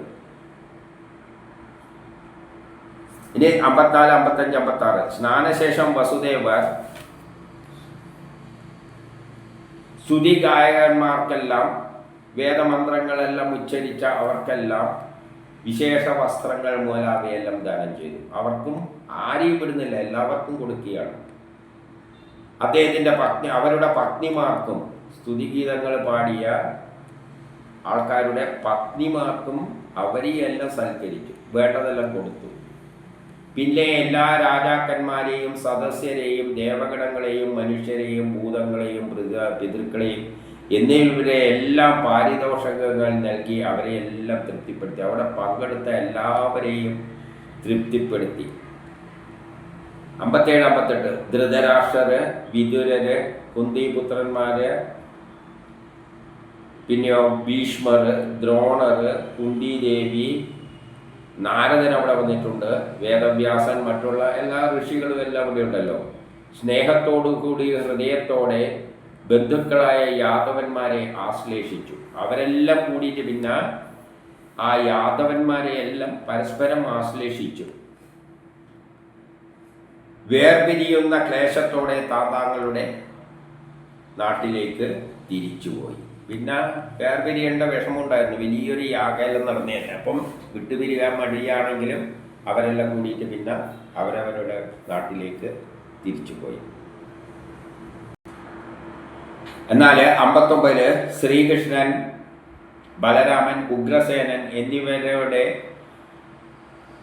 അവരെല്ലാം സൽക്കരിച്ചു. ആരെ? ബന്ധുക്കളെയെല്ലാം. കൂട്ടത്തില് നന്ദഗോപരി എല്ലാം സൽക്കരിച്ചിട്ടുണ്ടെങ്കിലും ബന്ധുപ്രീതിയുള്ള നന്ദഗോപർ എന്ത് ചെയ്തു? നന്ദഗോപർക്ക് ആ ബന്ധുപ്രീതി കാരണം ഗോപന്മാരോടുകൂടി അവിടെ കുറച്ചു കാലവും കൂടി താമസിച്ചു. അവർ വിട്ടുപോയില്ല, ബാക്കിയുള്ളവരെല്ലാം പോയി. പക്ഷെ നന്ദഗോപരും ഗോപന്മാരും എല്ലാം അവിടെ കുറച്ചു കാലം കൂടി തങ്ങി.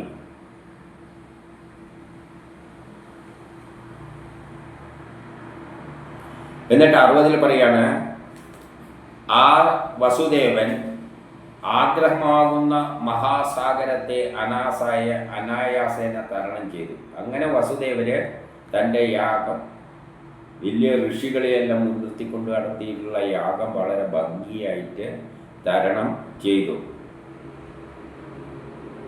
എന്നിട്ട് സന്തോഷത്തോടുകൂടി നന്ദഗോപരുടെ കൈപിടിച്ചുകൊണ്ട് പറഞ്ഞു, സ്നേഹമെന്നത് മനുഷ്യർക്കായി ഈശ്വരൻ തീർത്ത പാശമാണ്.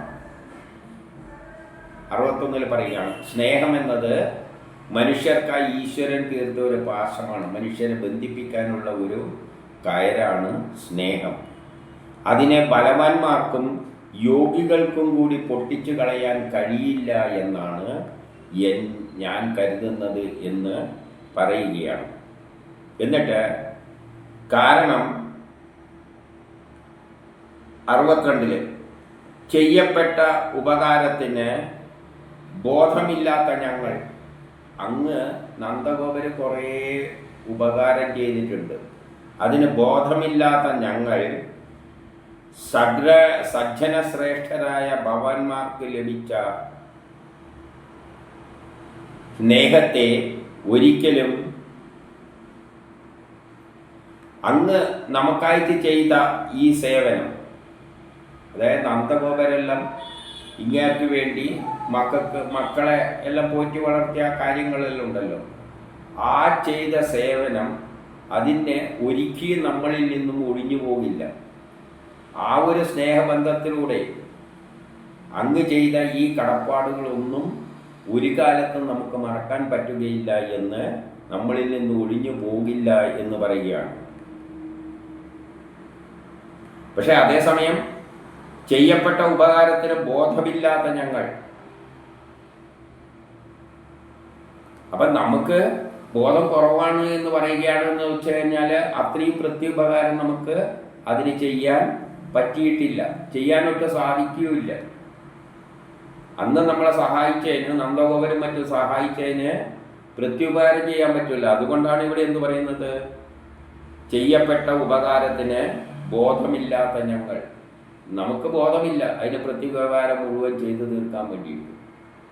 ആ നിലയിലാണ് നമ്മളത്. അതേസമയം എന്ത് പറയുന്നുണ്ട്, ഒരിക്കലും അത് ആ ചെയ്ത നമ്മളോടുള്ള സ്നേഹം കൊണ്ട് ചെയ്ത ആ കാര്യങ്ങളൊന്നും ഒരിക്കലും നമ്മളിൽ നിന്നും മറന്നു പോകില്ല, ഒഴിഞ്ഞു പോകില്ല.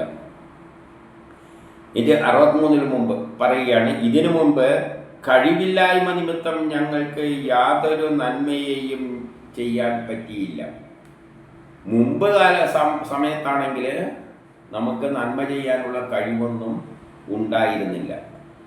ആ സഹായിച്ച സമയത്ത് എന്തെങ്കിലും ചെയ്യാനുള്ള കഴിവ് നമുക്കില്ല. ആ സമയത്ത് നമ്മൾ നിസ്സഹായരായിരുന്നു, കഴിവില്ലാത്തവരായിരുന്നു. ഇപ്പോൾ ഐശ്വര്യത്താൽ കണ്ണ് കാണാതായി മാറിയിരിക്കുകയാണ്. ഇപ്പം നമുക്ക് വലിയ ഐശ്വര്യമെല്ലാം ഉണ്ടായിട്ടുണ്ട്, പക്ഷേ കണ്ണ് കാണാത്ത അവസ്ഥയിൽ എത്തിയിരിക്കുകയാണ്. അതുകൊണ്ട് മുന്നിൽ നിൽക്കുന്ന നിങ്ങളെ കാണാൻ നമുക്ക് കഴിയുന്നില്ല എന്ന് പറയുകയാണ്. ഒരു സ്വയം ഒരു കുറ്റപ്പെടുത്തലായിട്ട് കണ്ടാൽ മതി.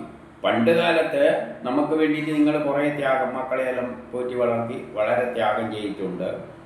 പക്ഷേ ആ കാലത്ത് നമുക്ക് കഴിവില്ലായിരുന്നു എന്തെങ്കിലും ചെയ്യാൻ വേണ്ടിയിട്ട്. പക്ഷേ ഇപ്പം നമുക്ക് നല്ല സുഭിക്ഷതയിൽ എത്തിയിട്ടുണ്ട്. പക്ഷേ ആ സുഭിക്ഷത കൊണ്ട് ഇപ്പം നമ്മളെ കണ്ണെന്തായിരിക്കുകയാണ്, മൂടിക്കെട്ടിയിരിക്കുകയാണ്, നിങ്ങളെയൊന്നും കാണാൻ പറ്റുന്നില്ല. ആ സുഭിക്ഷതയിൽ സ്വയം പശ്ചാത്തപിക്കുകയാണ്. കാരണം ഇവർക്ക് തിരിച്ചു കൊടുക്കാൻ എത്ര തിരിച്ചു കൊടുത്താലും മതി വരില്ല. കാരണം അന്ന് ചെയ്തതിന് പ്രത്യുപകാരം ആകില്ല. അത് നേരത്തെ പറഞ്ഞു കഴിഞ്ഞു. അല്ലയോ നന്ദഗോപരെ, 64 പറയുകയാണ്, പരമപുരുഷാർത്ഥം ആഗ്രഹിക്കുന്നത് രാജൈശ്വര്യം ഉണ്ടാകരുത്. പരമപുരുഷാർത്ഥം ബ്രഹ്മജ്ഞാന സാക്ഷാത്കാരമാണ് ചിന്തിക്കുന്നവരിൽ ഒരിക്കലും രാജാവായിരിക്കുവാൻ രാജകീയ പദവി പാടില്ല. രാജകീയ പദവിയിലല്ലേ ഇരിക്കുമ്പോൾ അത്തരം ഉത്തരവാദിത്തങ്ങളുണ്ട്. അപ്പം പഴയ കാര്യങ്ങളൊന്നും പലപ്പോഴും ചിന്തിക്കാൻ പറ്റില്ല. കൃഷ്ണൻ തന്നെ ഗോപികമാരോട് പറഞ്ഞ ഇതെല്ലാം തന്നെയല്ലേ, എനിക്ക് പല ജോലികൾ അവിടെയുണ്ട്, അതുകൊണ്ട് എന്നെ കുറ്റപ്പെടുത്തരുതെന്ന്. ഇവിടെ പറയുകയാണ്, പരമപുരുഷാർത്ഥം ആഗ്രഹിക്കുന്നവർക്ക് ഈ രാജ്യവുമായിട്ട് ബന്ധപ്പെട്ട ഐശ്വര്യങ്ങൾ, അതായത് രാജകീയ പദവികളൊന്നും ഉണ്ടാകരുത്. കാരണം അത് കണ്ണ് കാണാതാക്കും. അധികാരങ്ങൾ ഉണ്ടാകുമ്പോൾ നമ്മളെ കണ്ണ് കാണാതായിട്ട് മാറും.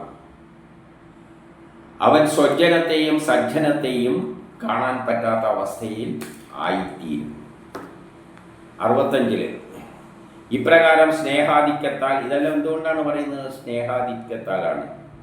ഉലച്ചിൽ തട്ടി ഹൃദയത്തോടു കൂടിയ അവർ കണ്ണുനീർ തൂകിക്കൊണ്ട് നന്ദഗോപരാൽ ചെയ്യപ്പെട്ട മഹോപകാരത്തെ ഓർത്ത് കരഞ്ഞു. അപ്പോൾ അദ്ദേഹം എന്ത് ചെയ്തു? നന്ദഗോപര് പണ്ട് ചെയ്തതെല്ലാം ഓർത്തിട്ട് അദ്ദേഹത്തിന് കരച്ചിൽ വന്നു, ഹൃദയം പൊട്ടിയിട്ട്. സ്നേഹാധിക്യത്താൽ ഉലച്ചിൽ തട്ടി ഹൃദയത്തോടുകൂടി കണ്ണുനീർ തൂകിക്കൊണ്ട് നന്ദഗോപരാൽ ചെയ്യപ്പെട്ട മഹോപകാരത്തെ ഓർത്ത് ഇഷ്ടംപോലെ കരഞ്ഞു. നന്ദഗോപരാട്ടെ 66 വസുദേവൻ, കൃഷ്ണൻ, ബലരാമൻ എന്നിവരുടെ സ്നേഹത്തിൽ സന്തോഷിച്ചിട്ട്, പക്ഷേ നന്ദഗോപർക്ക് എന്താണ് ഉണ്ടായത്? വസുദേവൻ്റെ ഈ സ്നേഹം, കൃഷ്ണൻ്റെ സ്നേഹം, ബലരാമൻ എന്നിവരുടെ സ്നേഹത്താൽ സന്തോഷിച്ച് ഇന്ന് നാളെ എന്ന നിലയിൽ ദിനങ്ങൾ തള്ളി നീക്കി 3 മാസത്തോളം അവിടെ താമസിച്ചു എന്ന് പറയുകയാണ്. ഇന്ന് പോകാൻ നാളെ പോകാമെന്നുള്ള നിലയിൽ ഏകദേശം 3 മാസത്തോളം അവരാ വീട്ടിൽ അവിടെ തന്നെ ആ സ്ഥലത്ത് താമസിച്ചു. 67, 68 പിന്നെ വസുദേവൻ, ഉഗ്രസേനൻ, കൃഷ്ണൻ, ഉദ്ധവർ, ബലരാമർ എന്നിവർ നൽകപ്പെട്ട വില കൂടിയ ആഭരണങ്ങൾ, പട്ടുവസ്ത്രങ്ങൾ മുതൽ അവയെല്ലാം കുറേ ഉപകരണങ്ങളും എല്ലാം കൂടിയായിട്ട് സ്വീകരിച്ചിട്ട് അഭിഷ്ടമെല്ലാം പൂർത്തീകരിച്ചവരായി നന്ദഗോപർ ഗോപന്മാരോടും ഗോപികമാരോടും കൂടി യാത്ര പുറപ്പെട്ടു. അവർ പിന്നെ ഒരു 3 മാസമെല്ലാം കഴിഞ്ഞപ്പോൾ ഇവരിൽ നിന്നും വിശിഷ്ട വസ്തുക്കളെല്ലാം എല്ലാം സുഭിഷ്ടമായിട്ട് എല്ലാം കൊടുത്ത് പറഞ്ഞയച്ചു. നന്ദഗോപരും ഗോപന്മാരും ഗോപികമാരും കൃഷ്ണ ഭഗവാന്റെ തൃപ്പാദങ്ങളിൽ അർപ്പിച്ച മനസ്സിനെ വീണ്ടെടുക്കുന്നതിൽ അവശരായിക്കൊണ്ട് മധുരയിലേക്ക് പോയി. നന്ദഗോപരും ഗോപന്മാരും ഗോപികമാരും എല്ലാം കൃഷ്ണ ഭഗവാന്റെ തൃപ്പാദങ്ങളിൽ അർപ്പിച്ച മനസ്സിനെ വീണ്ടെടുക്കുന്നതിൽ അവശരായിക്കൊണ്ട് അദ്ദേഹത്തെ പറ്റി തന്നെ ചിന്തിച്ചിട്ട് അദ്ദേഹത്തിൻ്റെ തൃപ്പാദത്തിലാണ് മനസ്സർപ്പിച്ചുകൊണ്ട് കഴിയുന്നത്. അതിൽ നിന്ന് വെട്ടുപിരിയാൻ പറ്റാത്ത മനസ്സോടുകൂടി അവർ മധുരയിലേക്ക് പോയി. ബന്ധുക്കൾ തിരിച്ചു പോയപ്പോൾ 70 വൃഷ്ണികൾ വർഷകാലം വരുന്നതായിട്ട് കണ്ട് ദ്വാരകയിലേക്ക് പോയി. അപ്പോൾ അവരും മഴക്കാലം വരുന്നത് കണ്ടിട്ട് നേരെ അവരും ദ്വാരകയിലേക്ക് പോയി. പിന്നെ അവിടെ ചെന്നിട്ട് വസുദേവര് നടത്തിയ ഉത്സവത്തെ പറ്റിയും ബന്ധുക്കളെ കണ്ടുമുട്ടിയതുമെല്ലാം അവിടെ പോയിട്ട്, ഇവിടെ നടന്ന സംഭവങ്ങളെല്ലാം അവിടെ വിസ്തരിച്ച് എല്ലാവർക്കും പറഞ്ഞു കൊടുത്തു.